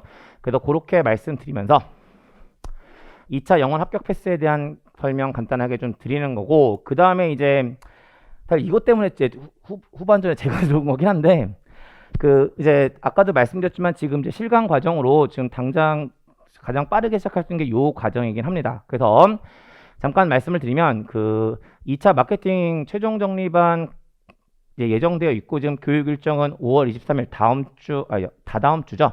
다다음 주 일요일부터예요. 예, 다다음 주 일요일부터고 6월 20일까지 총 그 5번 진행된다라고 보시면 되고요. 그 시간은 이제 아침 9시부터 12시, 1시부터 4시, 4시부터 7시까지 해서 총 3과목, 예, 3과목이 매주 돌아간다라고 보시면 되시고요. 일단 지금 스케줄상으로는 오전에 마케팅 관리론 진행할 거고, 그 다음에 1시부터 4시까지는 소비자 행동론 진행할 거고요. 그 다음에 4시부터 7시까지는 시장조사론 진행한다라고 보시면 되세요. 그 다음에 아까도 말씀드렸지만 제가 이제 요 1교시하고 2교시 담당할 건데 저는 기출문제 중심으로 이야기를 좀 끌고 갈 거고, 그 다음에 시장조사론을 담당하고 있는 신상현 박사 같은 경우에는 그 심화 이론 쪽 하겠다고 얘기하더라고요. 그래서 좀 더 이제 그 기본 이론 과정에서 하지 못했던 이야기들 좀 하는 형태, 그렇게 좀 진행을 할 거라고 보시면 되세요. 그래서 그렇게 3개 진행할 거고, 요 과정은 이제 실강으로 진행되는 과정이라고 보시면 되세요. 근데 이제 이렇게 말씀을 드리면 이제 좀 궁금해 하시는 분들이 있으실 거라고 생각이 됩니다. 어쨌든 이 자리, 설명회 자리 오셨으니까, 그리고 지금 여기 계신 분들 중에 어쨌든 마케팅 분야를 생각하시는 분들이 좀 있지 않을까라는 생각이 들고요. 역시 경험적으로 보면 그 4개 분야 중에 마케팅 분야에 대한 그 지원율이 가장 높으시니까 이제 그쪽이라고 생각돼서 말씀을 좀 드리게 되는 건데, 그러니까 당장 다다음 주부터고 심화 과정인데 이걸 실강으로 들어도 될 것이냐? 라는 거에 대한 이제 궁금증이 제일 높으실 거라고 이제 생각할 수 있을 것 같은데, 일단은 지금 죄송합니다. 그냥 제가 원래 또 이렇게 강양을 할 때 그게 뭘까 말을 가려서 하는 스타일이 아니라서, 그러니까 그 제가 일반적으로 이제 강의나 이렇게 설명할 때 절대로 하면 안 되는 게 있다고 생각하는 사람이라서 거짓말하면 절대로 안 된다고 생각하거든요. 예, 그래서 일단은 지금 저희들 표현대로 말씀드리면 완전 노베이스. 예, 그러니까 정말 나 지금부터 경영조사 2차 시험 준비 처음이야 라고 생각하시는 분들이 있으시다면 그분들은 이쪽보다는요, 현실적인 말씀 드린 거예요. 예, 이쪽으로 끌고 가시는 게 훨씬 낫지 않을까라는 생각이 들어요. 왜냐하면 지금 아까도 말씀드렸지만 이 심화반이라고 하는 과정 자체는 일단 기본 종합반을 거쳐오시는 분들을 타겟으로 만들어 놓은 과정이라서 그런 상태가 아니시라면 조금 따라가시기가 쉽지는 않을 거라고 보여지거든요. 예. 근데 또 어떤 경우들이 종종 있냐면 설명을 하다 보면, 그러니까 뭐 올해 양성 과정이나 1차 시험 합격하신 것 때문에 오셨다기보다는 이미 어느 정도 공부가 돼 있는 상태도 오신 분들도 있어서 잠깐 정보를 드리고 있다라고 보시면 되세요. 그래서 그렇게 이제 되어 있으니까, 그러니까 지금 2차 시험 처음 준비하시는 분들이라면 이쪽보다는 이쪽으로 가져갔으면 하는 게 제 개인적인 바람이고요. 그 다음에 나 어느 정도 공부돼 있어요 라고 생각하시는 분들이 있으시면 이쪽으로 한번 타 보시는 것도 나쁘진 않을 듯 해요. 그래서 그렇게 과정이 이제 진행이 될 거라고 보시면 되는 거고, 아까 커리큘럼 뭐 이미 다 말씀드린 겁니다. 기본 이론 요약 정리하거나 아니면 이제 저는 기출문제 중심으로 가겠다고 말씀을 드렸고, 그 다음에 모의고사 이제 마케팅 분야와 관련된 이야기니까 마케팅 같은 경우는 모두 5회차의 모의고사가 제공이 될 거예요. 네, 5회차의 모의고사가 제공이 될 거고, 거기에 대한 이제 아까도 말씀드렸지만 예시답안 드릴 거고 강평까지 저희가 해서 찍어서 올려드릴 거예요. 그 다음에 역시나 첨삭할 거니까 요거 활용하시면 되는 거고, 그래서 그 마케팅 최종 정리반 이야기는 그 정도 말씀드리면 되는 거고요. 그 다음에 이제 설명에 설문 참여 시 혜택이라고 되어 있는 거고, 이제 여러분들 이제 설명에 참석하고 계시는데 그 설명회 끝나고 나면 그 설문지 지금 그 나눠드린 자료에 들어가 있을 거예요. 그거 작성을 해서 제출해 주시면 거기에 혜택이 좀 있는 거고요. 제일 첫 번째 뭐냐면 해커스 경영서 인강 1일 무제한 이용권이라는 게 들어가 있다는 거고, 이게 뭐야 라고 생각할지 모르겠지만 생각보다 여러분들 입장에서는 의미가 있으실 겁니다. 왜냐하면 일반적으로 여러분들께서 이제 그 인강을 선택하실 때 제일 많이 이제 참고할 수 있는 게 바로 뭐가 되냐면 샘플 강의일 거예요. 그쵸? 근데 아마 경험 다 있으시겠지만 어느 거나 샘플 강의를 열어보면 잘못하고 있는 강의 하나도 없고요. 그 다음에 일반적 샘플 강의는 대부분 어떤 내용들이 많이 들어가 있냐면 오리엔테이션 중심으로 이야기가 많이 되고 있어요. 근데 그게 사용자 중심으로 가버리면 사실 선택하기가 참 애매하죠. 사실 여러분께서 보고 싶으신 건 오리엔테이션이 아니라 이 사람이 정말 강의를 잘하는지 못하는지, 이게 제일 보고 싶으신 거잖아요. 그러니까 하루 동안 다 볼 수 있게끔 열어드리는 거예요. 그러면 소위 얘기하는 샘플 강의 또는 오리엔테이션 강의뿐만 아니라 실제로 강의가 어떻게 되고 있는지를 여러분들은 보실 수가 있으신 거고, 그만큼 여러분들께서 선택하시는데 좀 더 폭이 넓지 않을까라는 생각이 드는 거고요. 거꾸로 저희들 입장에서는 그만큼 자신 있기 때문에 그런 거예요. 네. 그래서 해커스 경영조사 1일 인강 1일 무제한 이용권이 이제 제공이 될 거라고 보시면 되고, 그 다음에 두 번째 인강 30% 할인권이 제공될 거다라고 보시면 되고요. 그 다음에 마케팅 최종 정리반 수강하시게 되면 10만원 지원권, 그러니까 수강료 10만원 할인해 드린다는 얘기가 되는 거겠죠. 그래서 그런 혜택들이 있으니까 뭐 노려보시면 좋지 않을까라는 생각이 듭니다. 그래서 그 얘기 드린 거고, 물론 계속 말씀드리지만 전제 조건이 있어요. 설문지. 예, 그러니까 오늘 이 자리에 참여하신 걸로 끝나는 게 아니고 설문지까지 작성을 해 주셨을 때 이 혜택이 들어가는 거니까, 뭐 그 내용 보니까 시간이 오래 걸릴 만한 내용은 아니더라고요.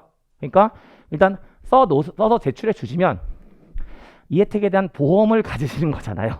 예, 그러니까 그렇게 좀 해 주시면 되지 않을까라는 생각이 듭니다. 그럼 이제 그 다음에 이제 경영서 2차 분야 학습 전략에 대한 내용들 들어가 있고, 일단 재무관리 분야에 대한 학습 전략은 김승철 회계사님께서 하신 걸로 제가 알고 있고요. 그럼 이제 나머지 분야에 대한 학습 전략을 제가 말씀을 드릴 건데, 그 전에 일단 어떤 것부터 좀 말씀을 드릴 거냐면, 사실은 이제 여러분들 입장에서 아직까지 고민하고 계신 게 한 가지 있을 거예요. 그 뭘 고민하고 계실 거냐면, 경영조사 2차 시험 분야 모두 4개인데 어느 분야를 해야 될까? 그 분야를 선택하는 것과 관련된 고민들이 있지 않을까라는 생각이 듭니다. 그쵸? 예. 물론 또 한편으로 어떤 생각을 하시고 계시냐면, 남들 다 마케팅 한대. 그러니까 나도 마케팅 해야지 뭐. 라고 생각하시는 분들이 있을지도 모르겠고, 아니면 재무관리래. 그리고 재작년에 재무관리 완전히 합격률 바닥이었는데 작년에 무지하게 높았대. 라고 생각하시면서도 재무관리 하시는 분들도 있으실 거고, 물론 여러 가지 이유들 때문에 여러분들이 이제 그 분야들을 결정하시게 될 거고, 또는 이제 그런 이유들 때문에 분야들을 결정하지 못하시는 분들도 있으실 거예요. 그래서 일단 각 분야에 대한 학습 전략 말씀드리기 전에 그 선택하는 방법에 대한 말씀을 드릴게요. 일단 뭘 가지고 선택하시는 거 절대로 안 되냐면요, 그쪽을 많이 지원한대, 그쪽의 합격률이 높대, 이게 절대로 선택 기준이 돼서는 안 되세요. 이게 정말 얼마나 위험한 선택 기준이냐면, 아무리 합격률이 높아도 죄송합니다, 본인이 포함되어 있지 않으면 끝인 거예요. 예. 그러니까 합격률이라는 것은, 하지만 또 반대도 마찬가지예요. 아무리 합격률이 저조해도 본인이 포함되어 있으면 되는 거예요. 그러니까 어찌 보면 합격률은 전혀 중요하지 않은 겁니다. 뭘 가지고 선택하시는 게 제일 중요하냐면, 본인이 가장 잘 할 수 있는 걸 선택하시는 게 가장 중요하신 거예요. 합격률 이런 거 중요하지 않아요. 아무리 합격률이 높아도 본인한테 안 맞으면 안 되는 겁니다. 그러니까 그 각 분야를 선택할 때 가장 중요한 기준은 뭐가 돼야 되냐면, 본인이 가장 잘 할 수 있는 거, 아니면 지금 이제 대부분 현업을 하고 계시니까 본인이 지금 현업하고 있는 분야를 가장 잘 할 수도 있는 거잖아요. 물론 아닌 경우도 종종 있더라고요. 네, 아닌 경우도 종종 있긴 하지만 어쨌든 어떤 이유든지 간에 본인이 가장 잘 하시는 분야를 선택하시는 거예요.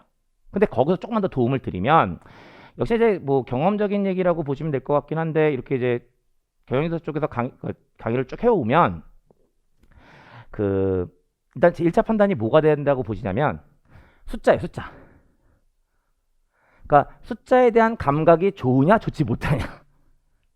그 어떤 경우도 있으시냐면요, 이제 아무래도 현업하시는 분들이다 보니까 학교 졸업하고 나서 숫자라는 걸 한 번도 만져보지 않으신 분들이 생각보다 많으시잖아요. 예. 근데 그럼에도 불구하고 다시 봐도 할 수 있어 라고 생각하시는 분이 있으신가 하면, 나 죽어도 숫자는 안 돼 라고 생각하시는 분들도 있으실 거라고요. 그리고 만약에 숫자 나 죽어도 안 돼 라고 생각하시면 그땐 고민하지 마세요. 무조건 인적자원관리 분야 하시는 거예요. 그러니까 4개 분야 중에 유일하게 숫자를 가지고 있지 않은 분야가 인적자원관리라고 보시면 되세요. 그래서 나 죽어도 숫자 안 돼, 나 숫자라면 치가 떨려 라는 생각이 들면 무조건 인적자원관리 분야 하시는 거예요. 근데 반대로 나 숫자 너무 좋아, 숫자라면 모든 걸 다 할 수 있어, 흔하지 않은 건데 격하게 반대하시나요? 예. 혹시 그런 분들이 있으시면 그분은 무조건 생산 관리 하시는 거예요. 아니면 재무 관리 하시는 거예요. 그러니까 숫자에 대한 것이 너무나 좋으면 생산 관리인 거고요. 그거 좀 못하지만 그래도 할 수 있어 라는 생각이 들면 재무 관리 하시는 거예요. 그 다음에 나 되게 애매해. 하려면 할 수는 있을 것 같긴 한데 너무 많이 하고 싶진 않아. 그리고 말 문제만 할 수 있을 것 같아 라는 생각이 들면 마케팅 하시는 거예요. 그러니까 이런 식으로 이제 본인의 상황에 맞게끔 분야를 결정하셔야 되지. 그 남들 따라 산에 갔을 때, 남들 따라갔을 때 본인만 외톨이 되는 경우가 생기세요. 그러니까 그렇게 따라가시면 안 되는 거고 본인이 잘할 수 있는 걸 선택하시면 된다라고 보시는 거고. 그럼 이제 그 4개 분야에 대해서 이야기하는 거고, 이제 재무관리 쪽은 이미 얘기가 됐으니까 나머지 분야에 대해서 말씀을 좀 드릴 건데, 역시나 이제 그 장표 넘기기 전에 그 틀적인 얘기 잠깐 말씀드리면 뭐 이미 다 알고 계시겠지만 각 4개 분야는 3과목씩 구성돼 있어요.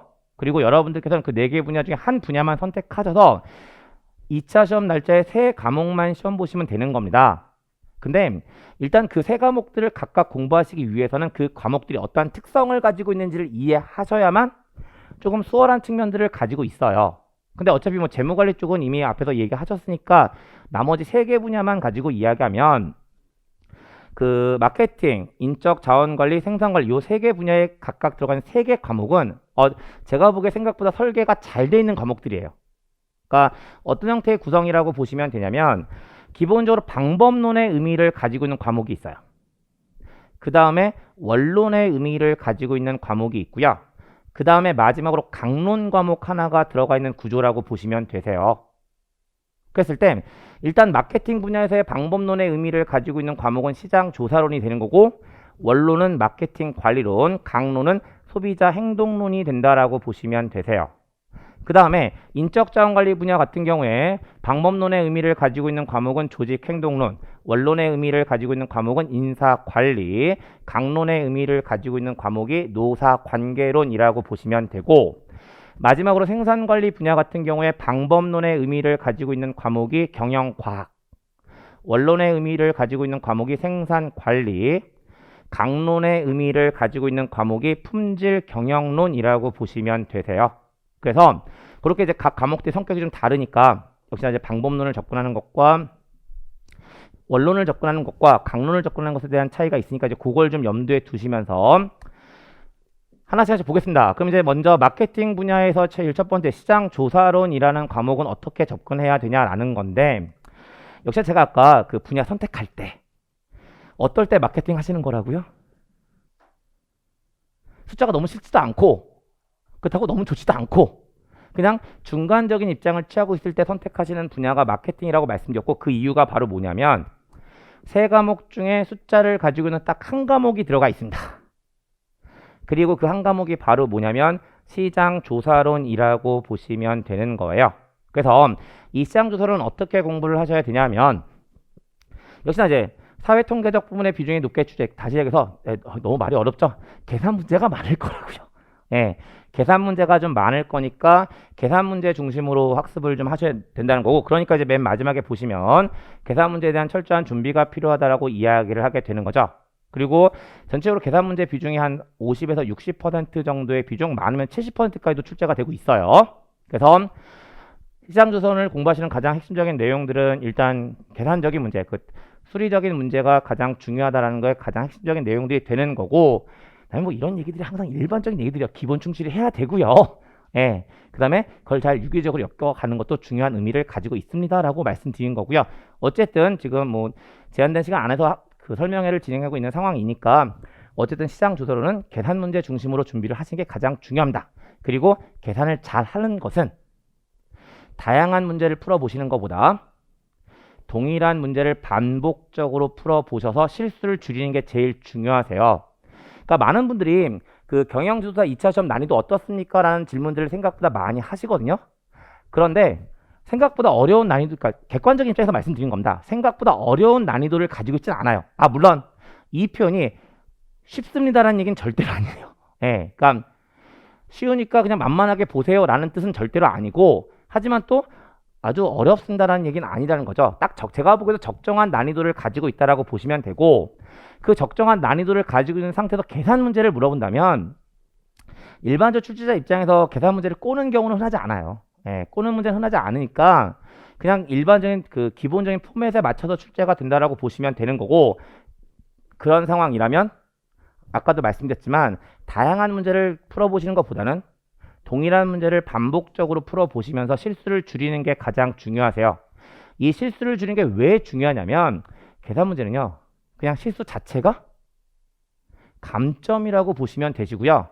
그 감점 폭이 적지가 않다는 거죠. 그러니까 자꾸 이런 얘기하면 늘어지긴 하는데, 여러분들께서 출제자라고 생각을 해보세요. 그러면 채점을 하는데 말 문제를 쭉 가다 보면 출제자 입장에서 놓치는 게 있을 수도 있는 거고, 사실 말이라는 게 글도 마찬가지지만 바라보는 관점에 따라서 해석도 좀 다를 수 있는 거잖아요. 그러니까 채점자 입장에서 뭔가 이거 좀 이상한 것 같은데 라고 하더라도 대폭의 감점을 할 수는 없어요. 근데 계산 문제는요, 답이 1인데 0이 쓰여져 있으면 꺼리낌 없잖아요. 그냥 그어버리면 되는 거거든요. 그러니까 일반적 계산 문제를 가지고 있는 경우는 실수를 줄이는 게 훨씬 중요하세요. 네, 그래서 그런 의미로 좀 접근한다라고 보시면 되는 겁니다. 그 다음에 이제 두 번째, 이제 마케팅 관리론과 관련된 이야기를 이야기하는 거고, 그 다음에 뭐 들어가 있냐면 소비자 행동론에 대한 내용 들어가 있는데요. 전 종종 뭐라고 말씀을 드리긴 하냐면, 그냥 마케팅 관리론과 소비자 행동론은요, 한 과목으로 200점짜리라고 생각하시면 되세요.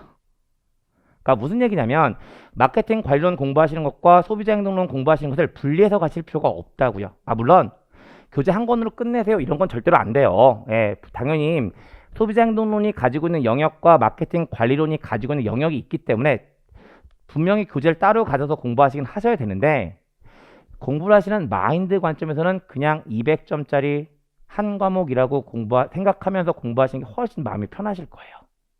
그래서 마케팅 관리론과 소비자 행동론은 그러한 의미를 가지고 있다고 보시면 되는데, 그럼 이제 조금만 더 구체적으로 말씀을 드리면, 일단 마케팅 관리론 가장 중요한 건 탑다운 방식으로 공부하시는 게 가장 좋으세요.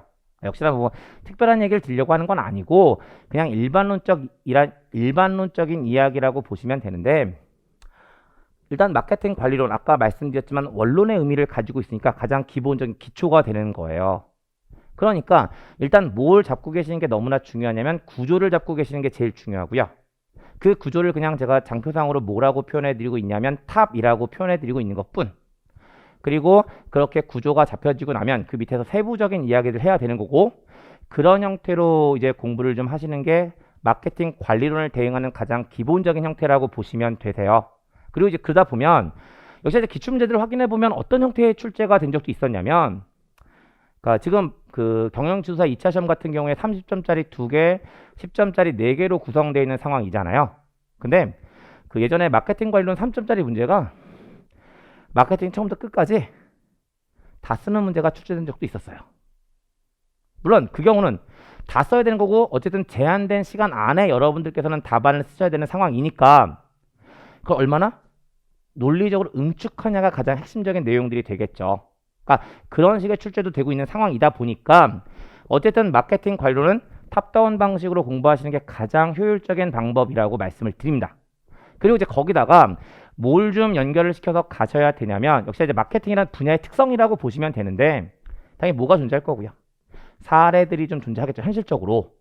그 다음에 어떠한 마케팅 관리론에 대한 여러 가지 개념적인 측면이 있다면 그게 현실에 어떻게 시사점을 남기고 있는지, 그런 것들까지 같이 연계시켜서 공부하시면 가장 좋은 형태라고 보시면 되고요. 그 다음에 역시나 이제 마케팅 관련의 특성상 소비자 행동론과 시장 조사론에 대한 그 30점짜리 문제는 아닐 거고 10점짜리 정도의 문제는 출제될 가능성이 있다라고 보시면 되는데, 사실은 얘와 얘의 경계가 그렇게 명확하지 않아요. 그러니까 소비자 행동론 만약에 공부하시게 되면 이거 마케팅 관리론 아니야? 라는 것들이 계속 튀어나오는 거고, 마케팅 관리론을 공부하시다 보면 소비자 행동론 아니야? 라는 것들에 대한 내용들이 튀어나오게 될 거라고요. 그래서 그런 측면이 있다는 걸 분명히 말씀을 드리게 되는 거고, 그 다음에 그래서 이제 소비자 행동론 같은 경우에는 마케팅 관리론과 연계해서 학습하는 게 분명한 의미를 가지고 있다는 거고요. 그 다음에 소비자 행동론이 가지고 있는 특징 중에 한 가지는 뭐냐면요, 일반적으로 여러분들 되게 많이 싫어하시는데 이론들이 되게 많아요. 근데 이론들을 왜 싫어하시냐면 이론이 있으니까 당연히 뭐가 따라올까요? 사람 이름이 따라오는 거고 그 사람 이름 때문에 많이 힘들어 하시는데 어쩔 수 없잖아요. 만약에 이 분야를 정하셨으면 하셔야 되는 거죠. 그래서 그런 이론들에 대한 것들을 좀 정리하시는 게 분명한 의미를 가지고 있고 역시나 아까 여기서 말씀드린 것과 마찬가지로 소비자 행동론 역시 이론이 현실에 어떻게 시사하고 있는지 마케팅적으로 어떠한 시사점을 가지고 있는지 그런 것들을 중심으로 좀 정리를 하셔야 되는 겁니다. 그 다음에 뭐 사실 소비자 행동론에 국한된 이야기는 아니겠지만 암기 과목이라고 생각하시는 순간 여러분들께서 머리가 터지는 경험을 할지도 몰라요. 네, 다시 말씀드려서 그냥 단순하게 암기해야지라고 생각을 하시게 되면 너무나 암기할 게 많습니다. 그러니까 최대한 암기가 아니라 일단 이해가 선행된 상태에서 일단 답안을 쓰셔야 되니까 제가 거기다 대고 여러분들 외울 거 하나도 없습니다 라고 뻥을 치진 않아요. 네, 답안지를 쓰셔야 되니까 일단 이해를 하시면서 외울 건 분명히 좀 있겠죠. 하지만 무조건 처음부터 외워야지 라고 하고 덤비시면 정말 한도 없어요. 예. 그러니까 일단 이해를 수반한 상태에서 외울 건 외워야지 라는 형태로 접근하시는 거고 그게 바로 소비자 행동론이 가지고 있는 학습 전략이라고 보시면 되세요. 그러면 뭐 간단하게 마케팅 분야와 관련해서 이제 시장 조사론, 마케팅 관리론, 소비자 행동론에 대한 학습 전략에 대해서 말씀을 드렸는데요. 일단 뒤에 얘기하기 전에 지금 이 자리에 계신 분들 중에 그 앞에서 이야기한 재무관리랑 지금 마케팅 얘기했고 그 딱 두 분야만 있지는 않을 거라고 보여지거든요. 그래서 역시나 큰 틀에 대한 얘기를 좀 드릴 거예요. 일단 그러니까 전체 이것도 일종의 전략이라면 전략인데 그 이제 일반적으로 여러분들께서 각 분야를 선택하시고 공부를 하시다 보면 어떤 일을 경험하게 되시냐면요. 세 과목 다 너무 재밌어요. 라고 생각하는 일은 경험적으로 없어요. 네. 왜 그럴 수밖에 없냐 하면 아까 말씀드렸잖아요. 그 세 과목이 가지고 있는 특성이 다 달라요. 하나는 방법론이고 하나는 원론이고 하나는 강론이란 말이에요. 그러니까 세 과목이 다 본인한테 맞는 경우는 그건 정말 신이 도우신 거예요. 네. 그러면 이제 그런 상황이다 보니까 이제 공부를 좀 해보시면 어떤 일이 생기냐면 그 선호도가 생기세요. 1위, 2위, 3위에 대한 선호도가 생기시거든요. 그럼 이제 1위, 2위, 3위에 대한 선호도가 생기고 나면 어떻게 공부하셔야 될까요? 여러분들은 어쨌든 현업도 같이 하시니까 공부하는데 투자할 수 있는 시간들은 제한적이잖아요. 그러면 어쨌든 경영학이니까 경영학에서 가장 중요한 건 한정된 자원을 가장 잘 쓰는 거예요. 그냥 우리가 일반적으로 얘기하는 상황으로 얘기하면 소위 얘기하는 가성비가 제일 중요하단 말이죠. 그러면 어쨌든 여러분들은 제한된 시간을 가지고 계시고요. 세 과목을 공부하셔야 되는데 그 세 과목의 순위가 1위, 2위, 3위가 정해져 있어요. 몇 순위에 있는 과목에다가 가장 많은 시간을 투자하셔야 될까요? 몇 순위에 들어가 있는 과목에다가 가장 많은 시간을 투자하셔야 될까요? 1순위요? 2순위요? 당연히 3순위 안 나오네요. 네. 아직 혹시 3순위가 나오면 어떨까, 어쩌나 싶어서 여쭤본 거거든요. 네. 다행히 3순위가 안 나왔으니까 다행이에요. 3순위는 아니신 거예요. 그러니까 무슨 얘기냐면, 그러니까 자신이 없는 과목이니까 시간을 많이 투자해서 점수를 올려야지 라는 생각을 하시는 분이 있으시면 그분은 지극히 전략적이지 못하신 거예요. 어쨌든 아까 제가 처음 시작할 때도 말씀드렸지만 우리의 목적은 수석이 아닙니다. 합격인 거고요. 그 합격은 어떻게 하면 되냐면 세 과목에 대해서 꽈락 없이 평균 60점만 넘기면 되는 시험인 거예요. 모든 걸 다 하실 필요가 없는 시험이라는 말씀을 드리고 있는 거예요. 그런데 만약에 3순위 과목이요. 이 3순위 과목은요. 나중에 공부해 보시면 아시겠지만 왜 3순위냐면 해도 올라가는데 한계가 있어서 3순위예요. 일단 한번 싫으면 아무래도 점수가 올라가는데 한계가 있습니다. 그러니까 3순위 과목은 어떻게 공부하시는 게 가장 전략적이냐면 면과 전략으로 가시는 거예요. 꽈락 있으면 안 되니까. 그러니까 면과 전략으로 가야 되는 거고 면과 전략으로 간다면 몇 점을 목표로 공부하셔야 될까요? 40점을 목표로 공부하시면 30점 나와요. 그러니까 한 50점 정도 목표로 공부하시면 되시는 거예요. 그럼 이제 나머지 1순위 과목과 2순위 과목이 있는 건데 사실은 개인적으로 둘 중에 어느 쪽에 시간을 가장 많이 투자하시기를 바라냐면 2순위 쪽에다가 가장 많은 시간을 투자하기를 바래요. 왜냐하면 1순위는 이미 자신 있는 과목이다 보니까 한 개까지 올라와 있는 상태잖아요. 그러니까 거기다 시간을 더 쓴다고 해서 어차피 점수는 100점 이상을 올라갈 수는 없는 거예요. 냉정하게 얘기하면 90점 이상을 올라갈 수 없는 거예요. 네. 그러니까 1순위 과목은 그냥 유지하기 위한 전략을 쓰시면 되는 거고, 그럼 이제 1순위 과목 어느 정도 점수 만들어 놓고 3순위 과목 40점이니까 이제 2순위 과목 가지고 평균 60을 만드셔야 되는 거잖아요. 그러니까 그 2순위 과목을 한 70점에서 75점 정도? 그 정도의 목표를 가지고 공부하시는 전략. 그게 가장 효율적인 전략이라고 말씀을 드려요. 예. 그러면서 어쨌든 마케팅 관리론이 지금 오늘은 어느 정도 좀 있는 것 같으니까, 그랬을 때 마케팅 관리론과 관련해서 제가 여러분들에게 바라는 가장 대표적인 1순위 과목이 있어요. 이 말씀드리면 많이들 당황하시는데요. 제가 보기에 가장 성공적인 경우는 1순위가 시장 조사론이 돼야 돼요. 저 시장 조사론 강의 안 하고 있음에도 불구하고 제가 시장 조사론이라고 얘기할 때는 뻥을 치고 있는 것 같지는 않잖아요. 예. 당연히 제가 강의하고 있는 과목 제일 중요합니다라고 말씀드리는 게 인지상정이잖아요. 근데 시장 조사론이 가장 그 고득점을 그나마 할 수 있는 가장 핵심적인 과목이라고 보시면 되고요. 그걸 고득점으로 만들어 놓은 다음에 마케팅 관리론과 소비자 행동론 가지고 평균 60을 맞추는 전략이 가장 좋으세요. 이 말씀 제가 왜 드리냐면, 아까도 말씀드렸지만 시장 조사론은 계산 문제가 주류를 이루고 있고 나머지 두 과목은 말 문제가 주류를 이루고 있는데요.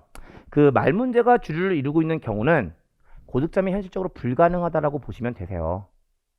그러니까 아무래도 채점자도 사람인지라 말 문제 가지고 만점을 던져주기는 쉽지 않습니다. 하지만 계산 문제 같은 경우는 계산 과정 맞고 답 맞았는데 뭘로 감점을 할 건가요? 그러니까 계산 문제 같은 경우는 고득점을 하기 딱 좋은 포지션을 가지고 있단 말이죠. 그러니까 제가 개인적으로 바라는 그림은 시장 조사론이 1순위로 들어오는 거고, 그 다음에 소비자 행동과 마케팅 관리론이 2순위와 3순위를 가져가기를 바라는데, 물론 이 설명을 드릴 때요, 기본적인 전제 조건이 있긴 있어요. 그 2순위가 1순위에 근접한 2순위여야지 3순위에 근접한 2순위면 그때는 조금 얘기가 애매해지긴 합니다. 네. 어쨌든 그런 형태의 전략이 가장 주요한 전략이라고 말씀을 드려요. 근데 이렇게 말씀드리면 저도 경험이 많으니까 속으로 저를 욕하세요. 네. 속으로 왜 욕을 하시냐면, 일반적으로 경영조사 시험 준비하시는 분들을 보면 숫자에 대해서 별로 좋아하지 않으세요. 네. 숫자에 대해서 별로 좋아하지 않으시는데 시장조사를 1순위로 만들라고요? 라고 말씀을 드리니까 이제 많이 서운해 하시더라고요. 근데 사실은 아마 예전에 이제 중고등학교 시절에 수학 시간 한번 떠올려 보시면 어쨌든 숫자는 거짓말 하진 않잖아요. 그리고 사실 또 그 수학이나 이런 것들은 어떤 매력이 있냐면요, 기본적인 원리만 깨치면 그 다음부터는 얘가 잘 머리에서 빠져나가지도 않아요. 네. 그러니까 그 처음에 그 허들만 넘기시면 되거든요. 네. 그러니까 생각보다 어렵지 않습니다. 그러니까 지금 어떤 얘기를 드리려고 얘기를 끄집어낸 거냐면, 일반적으로 경영조사 2차 시험 준비하시는 분들이 그 수학이나 통계학에 대한 왠지 모르는 불안감들을 많이 가지고 계세요. 근데 생각보다 그렇게 어렵거나 복잡하지 않다는 여러분들이 가지고 계신 그 선입견을 좀 깨드리는 게 목적이라고 보시면 되세요. 그래서 그렇게 정리하시면 이제 전체적인 분야별로의 그 전략 순위 같은 것들을 가지고 접근하는 거 말씀드렸고, 다음에 마케팅 안에 들어와서 시장 조사론과 마케팅 관리론과 소비자 행동론과 관련된 이야기 드리는 거고, 그 다음에 나머지 분야 보겠습니다. 그 다음에 이제 인적 자원 관리 분야의 조직 행동론에 대한 이야기 들어가 있는 거고요. 일단 이런 표현이 적합한지 모르겠지만 그나마 작년에는 조금 나아졌는데요. 그 전까지는 헬이었어요. 네, 정말 저도 제가 인적 자원 관리 분야에서 요 과목하고 인사 관리 두 과목 강의하고 있는데 정말 저도 미치겠더라고요. 네, 그러니까 사실 이제 일반적으로 여러분들께서 경영조사 준비하시는 경우에 보면 기본적인 교재들이 있잖아요. 근데 그 교재를 벗어나는 범위로 출제가 되면 저희도 사실 어떻게 감당할 수가 없는 상황이 되는데, 정말 그런 경우가 좀 있었거든요. 그래서 조금 이제 출제 경향 및 출제 범위를 파악하기 힘든 과목이라고 보시면 돼요. 그래도 한편 또 그러면서도 또 여러분들한테 제일 어려운 과목, 그러니까 인적 자원 관리 분야 하시는 분들한테는 가장 어려운 과목이기도 해요. 그리고 그 이유 역시나 다른 이유가 아니라 이론들이 많이 등장해서 그렇고요. 그 일반적으로 인적자원관리 분야 선택하시는 분들의 가장 큰 특징은 뭐냐면 그 현업에서 인사 쪽 업무 하시는 분들이 대부분이세요. 그리고 이제 현업에서 인사 쪽 업무 하시다 보니까 인사관리는 뭐 걔도 현업하시면서 들은 적이 있고, 그다음에 노사관계론 역시 노동법하고 그런 쪽에 대한 이야기니까 현업하시면서 들은 적이 있으신 내용들이 이거든요. 근데 딱 이 과목 들으시면 첫 번째 그거예요. 이게 뭐예요? 네, 그러니까 그런 느낌들이, 그러니까 순수하게 좀 학문적인 느낌이 강하다 보니까 그런 느낌들이 좀 있고요. 그래서 그런 특성들을 가지고 있으니까 어떻게 하라는 거라고요? 고득점보다는 합격점에 초점을 맞춰 공부하는 것이 효율적이다. 몇 순위 과목, 무조건 몇 순위 과목? 3순위 과목이요. 그냥 조직행동론은 면과 전략으로 가시는 게 가장 효율적인 전략이세요. 예. 그래서 조직행동론은 그냥 50점만 맞으면 돼. 라는 형태로 공부하시는 게 가장 효율적인 접근법이라고 보시면 되는 거고요. 그 다음에 이제 인사관리랑 노사관계론, 요즘 내용 잘못 들어지고 제가 따로 설명드릴게요. 그 노사관계론이랑 인사관리에 대한 내용들을 좀 정리하시면 되는 거고요. 그랬을 때 그 인사관리부터 보시게 되면 인사관리는 역시나 이제 그 원론의 의미를 가지고 있다 보니까 전체 범위에서 골고루 출제가 되고 있어요. 제가 보기엔 가장 출제 경향이 안정되어 있어요. 네, 안정되어 있습니다.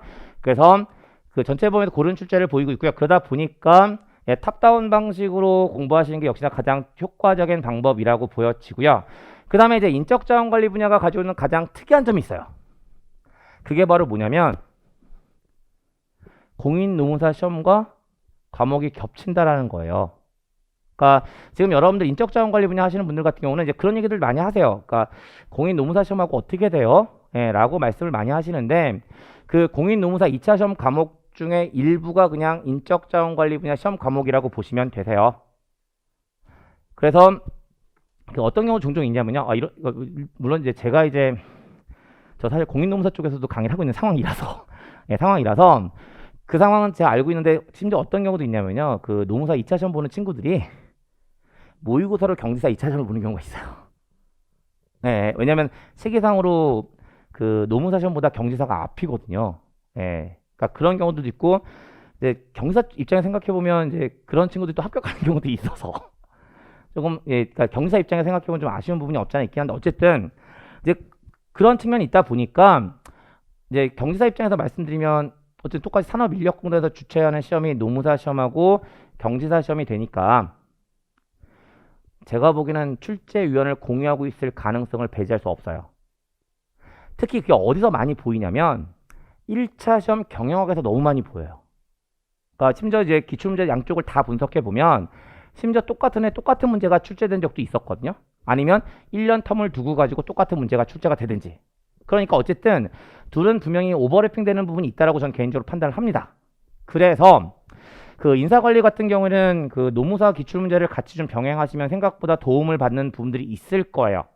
물론 그 노무사 시험 과목 겹치는 게 뭐냐면 사실 세 과목이 다 겹쳐요. 다 겹치는데 저는 일반적으로 조직행동론 같은 경우에는 그 노무사 기출문제를 그렇게 많이 강조하진 않아요. 왜 많이 강조하지 않냐면 그 경지사 같은 경우는 조직행동론으로 돼 있고 노무사 같은 경우에는 경영 조직론으로 돼 있고요. 결이 좀 달라요. 예, 결이 좀 다르고 그 다음에 또 출제 형태가 어떤 형태가 다르냐면 그 아까도 말씀드렸지만 경영 지도사 같은 경우에는 30점짜리 2개, 10점짜리 4개잖아요. 노무사 쪽은 50점짜리 하나, 25점짜리 2개예요. 그러니까 이제 문제 사이즈도 좀 다르다 보니까 그리고 이제 결도 좀 다르다 보니까 조직행동론과 노무사 쪽이 그렇게 크게 많이 물론 보시면 좋긴 하겠지만 예, 크게 많이 결탁되어 있는 느낌은 없는데 이쪽은 과목 명칭도 비슷하고 해서 조금 연계시켜서 보시는 것도 하나의 방법이 되지 않을까라는 생각이 들어요. 그래서 그 인사관리 같은 경우에는 노무사 기출문제도 좀 같이 확인하시면서 가는 건 분명한 의미가 있다라고 보여지는 거고요. 그 다음에 이제 나머지 노사 관계론과 관련된 내용이 되는 거고, 요게 좀 장표가 잘못 들어가 있어서 그 그냥 써드릴게요. 그 원래 뭐냐 하면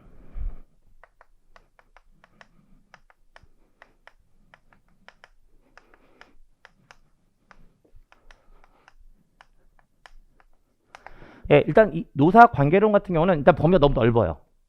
물론 이제 그냥 좀 간단하게 말씀드리면 인사관리에서 얘기하고 있는 노사 관계, 경영 참여라고 이야기하는 것과 노동법이라는 것이 시험 범위라고 보시면 되는데 그 노동법이라는 것이 생각보다 작은 사이즈가 아니라는 거죠.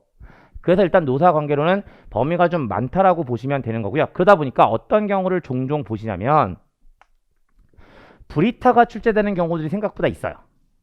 아, 브리타는 용어가 좀 어색하신 거죠? 네, 그 수험가에서 많이 쓰는 용어긴 한데 이 브리타가 바로 뭐냐면요. 불의의 타격이요. 예.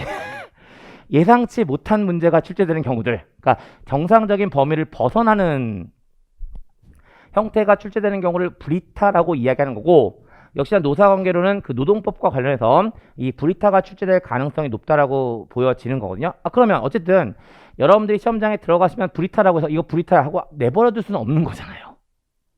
뭔가 쓰셔야 될 거고요. 그때 가장 효과적인 전략은 뭐라고 보시면 되냐면 잘 쓰는 게 중요한 게 아니고요. 무조건 쓰시는 게 중요한 거예요.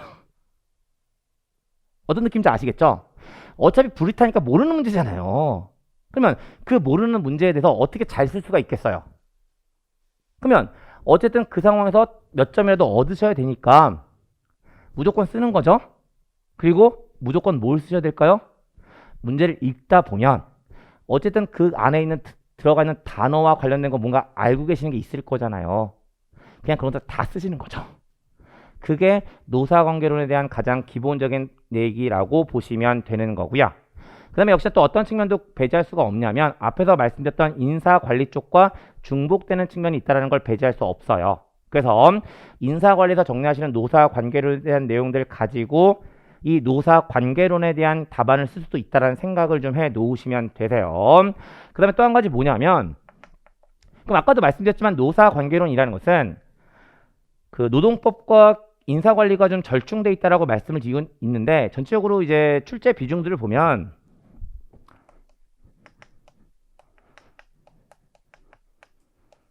이쪽의 비중이 좀 높아지고 있는 추세를 보이고는 있어요. 그러니까 순수하게 인사관리, 경영학 사이드의 내용들보다는 그 노동법, 법학과 관련된 내용들이 좀 출제되는 비중들이 높아지고 있다라고 보시면 되는 거고요.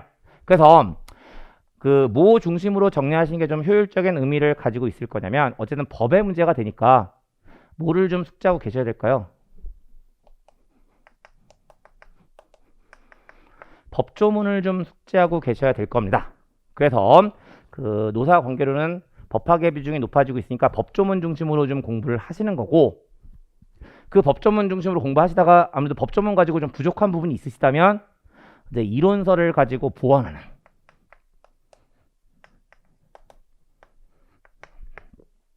이론서를 가지고 보완하는 형태로 좀 공부하시는 게 가장 대표적인 노사관계론에 대한 그 공부 방법이라고 보시면 되고요. 역시나 이제 아까 말씀드린 그 순위에 대한 얘기들을 잠깐 드리면, 분명한 3순위 말씀드렸어요.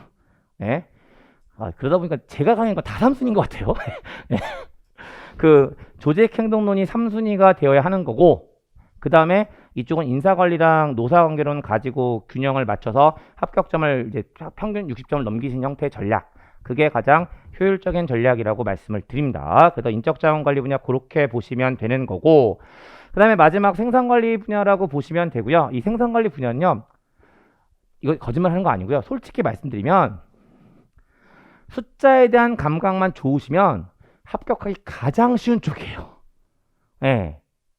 그러니까 많은 분들이 생산관리 분야가 합격하기 제일 어렵다라고 생각을 하시는데, 물론 이제 그 이유는 숫자에 대한 허들을 못 넘기셔서 그런 거고, 그 다음에 또 이제 그 역시나 생산관리 분야에 대해서 여러분들께서 가지고 계신 선입견이 있으세요.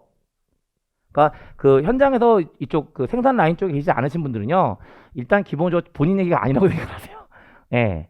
본인하고는 전혀 무관한 분야라고 생각을 하시다 보니까 조금 등한시하는 경우도 있으신데, 그게 아니신 경우라면, 나 숫자 너무, 특히 이제 뭐 제가 여러분들 백그라운드를 모르니까 혹시 공대 출신이신 분들은요, 이거 조금만 하시면 합격하기 제일 쉬우세요. 제가 계속 이 말씀 드린 이유는 다른 게 아니라 세 과목 다 계산 비중이 생각보다 적지 않아요. 그래서 이제 제일 첫 번째, 그럼 이제 경영과학이라는 것에 대해서 말씀드린 거고요. 경영과학, 계산 문제의 비중이 매우 높기 때문에 계산 문제에 대한 철저한 대비가 필요하다? 얼마나 될 것 같으세요? 100점이요. 그냥 100점 다 계산 문제라고 보시면 되세요. 그러니까 물론 매년 상황에 따라서 80점 정도까지 내려간 적도 있었고, 아니면 대부분 100점이었어요. 예, 그러니까 어쨌든 전적으로 경영과학 같은 경우는 80점에서 90점 정도의 레인지라고 보시면 되고요. 그러니까 계산 문제의 비중이 높으니까 이제 그게 제일 중요한 거고, 아까도 말씀드렸지만 계산 문제에서 가장 중요한 건 다양한 문제를 푸는 게 아니라니까요. 동일한 문제를 반복적으로 풀어서 실수를 줄이는 게 가장 중요하다라고 말씀을 드려요. 그래서 그게 바로 이제 경영과학을 공부하시는 가장 기본적인 전략이라고 보시면 되고요. 더구나 이 경영과학이 가지고 있는 매력이 좀 있긴 있어요. 범위가 무지하게 좁아요. 예, 시험 전체 범위가 좁아서 그 그러니까 사실 이쪽은 기출문제만 잘 타셔도 돼요. 물론 이렇게 말씀드리니까 자꾸 제가 생산관리 분야 전도사가 된 것 같은데, 그냥 팩트가 그렇다는 것만 말씀드리고 있는 거예요. 그래서 경영과학은 그렇게 정리하시면 되는 거고, 그 다음에 이제 생산관리에 대해서 이야기하는 거고, 역시 생산관리 역시 그 원론적인 의미를 가지고 있으니까 기본적인 개념들에 대해서 철저히 좀 이해를 하셔야 되는 거고, 역시나 원론의 의미니까 탑다운 방식으로 정리하시는 게 가장 좋으세요. 그 다음에 아무래도 생산관리 쪽을 공부하시다 보면 여러분들께서 가장 어려워하시는 게 바로 뭐냐면 용어예요.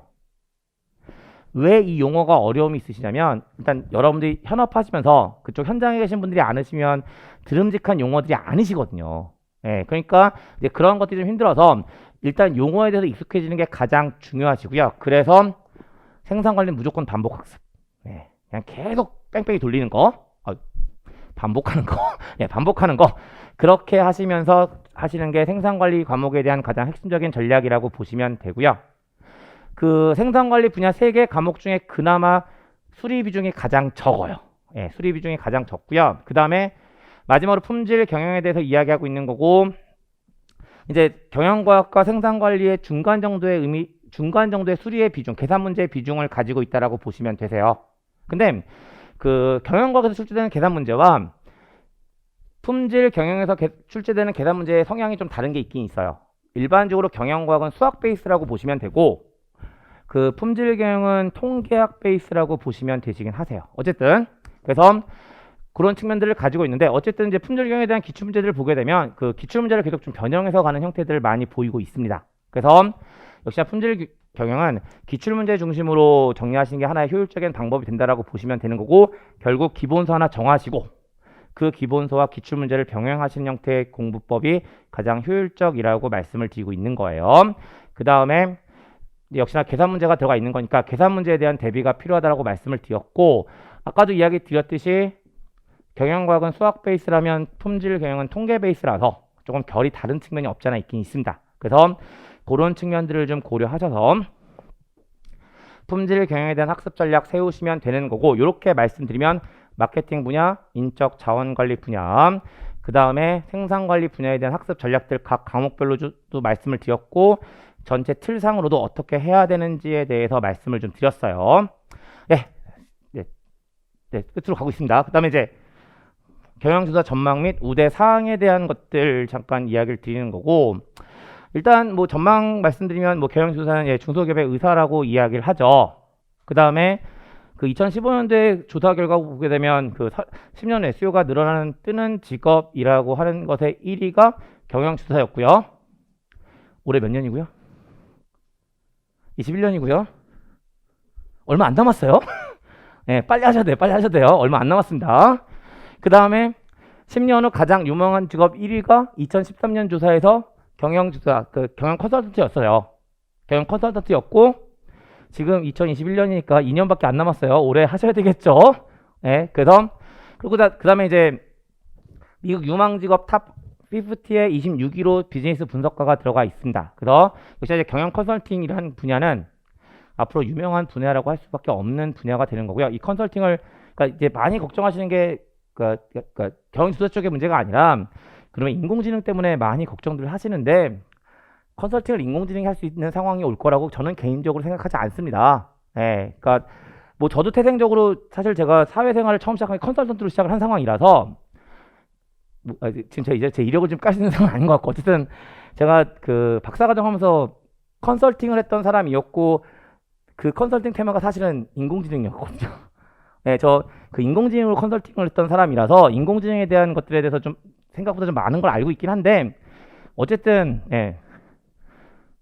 컨설팅이 그러니까 인공지능이 컨설팅을 대체하기는 쉽지 않은 상황이라고 보여져요. 그래서 어쨌든 결론적으로 경영조사 자격증은 유망하다 라는 말씀을 드리고 있는 거고, 그 그 다음에 이제 여러 가지 우대사항들 보시게 되면 역시 다수의 공공기관 채용 시 이제 자격사항 우대 및 가산점을 주는 경우들이 있고, 그 다음에 이제 학점은행제에서 37학점을 지금 인정하고 있는 상황입니다. 물론 그 보시는 것처럼 올 12월 15일부터는 30학점으로 좀 너무 37학점이 과다하다고 해서 낮춰주고 있는 거고요. 그 다음에 이제 세 번째, 정부기관 등에서 성과평가 가산점이 부여되고 있는 우대사항들이 있다라고 말씀을 드리는데, 사실 얘는 이 내용들이 그냥 제가 장표에서 담고 있는 공식적인 내용들이라고 보시면 되고요. 그러니까 제가 이제 느끼는 경영주사 자격증의 가장 큰 메리트. 그러니까 아까도 잠깐 말씀드렸지만 저도 컨설팅을 했던 사람이라서 그 제 경험을 가지고 말씀을 좀 드리면, 그 일반적 컨설팅을 하기 위해서는 어떤 전제가 있어야 되냐면 클라이언트가 존재해야 되는 거죠. 클라이언트 없이 컨설팅을 할 수는 없는 겁니다. 물론 이제 그 클라이언트는 돈을 주는 사람인 거죠. 근데 그 일반적 클라이언트가 이제 컨설팅 의뢰할 때, 그러니까 저를 선택해 주세요라는 걸 보여주는 게 너무나 중요하잖아요. 근데 그렇게 하기 위해서는 그 클라이언트가 나에 대한 신뢰를 가지게 해줘야 되는데, 뭐 그냥 어떻게 하면 저 이런 이력도 있고요, 저 이런 경력도 가지고 있으니까 저를 믿어주세요 라고 구구절절하게 설명해야 되거든요. 근데 저 자격증 있어요 라고 얘기하면 그 구구절절한 설명을 할 필요가 없는 거잖아요. 예, 그러니까 그게 바로 자격증이라는 것이 가지고 있는 가장 좋은 메리트라고 저는 생각합니다. 그리고 그 관점에서 분명한 경영주도자 자격증은 의미가 있다라고 말씀을 드리게 되는 거예요. 그래서 일단 이제 마지막으로 이제 한 가지 말씀드리고 싶은 건 뭐냐면, 일단 뭐 이제 여러 가지 실무적인 문제나 등등등 해서 이제 질문사항 있을지 모르니까 그 참조 사이트 말씀드린 거고요. 일단 해커스 경영 아카데미 홈페이지 들어가시면 이제 거기서 이제 통해서 여러 가지 도움 받으실 수 있으실 거고, 그 다음에 그냥 그 개인적인 연락처나 공개할 테니까 혹시 오늘 이후라도 그러니까 뭐 설명에 관련된 것뿐만 아니라 여러분들 시험 준비하시는데 여러 가지 혹시 필요하신 내용 있으시면 저한테 이메일 주시면요, 제가 이메일 받으면 거기에 대해서 회신하는 형태로 할 거고, 그래서 제 이메일이 fuzzyworld@연세.ac.kr이고 이쪽으로 이메일 주시면 제가 수신할 겁니다.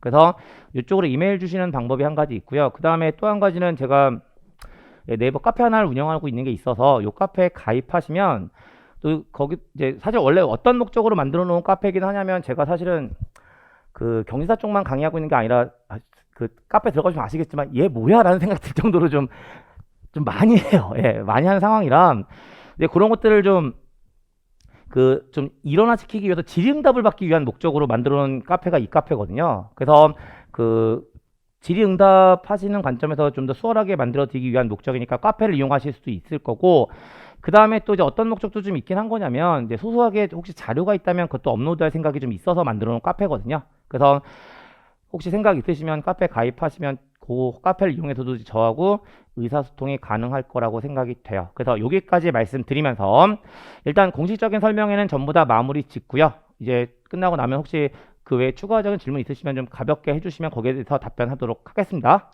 네, 수고하셨습니다.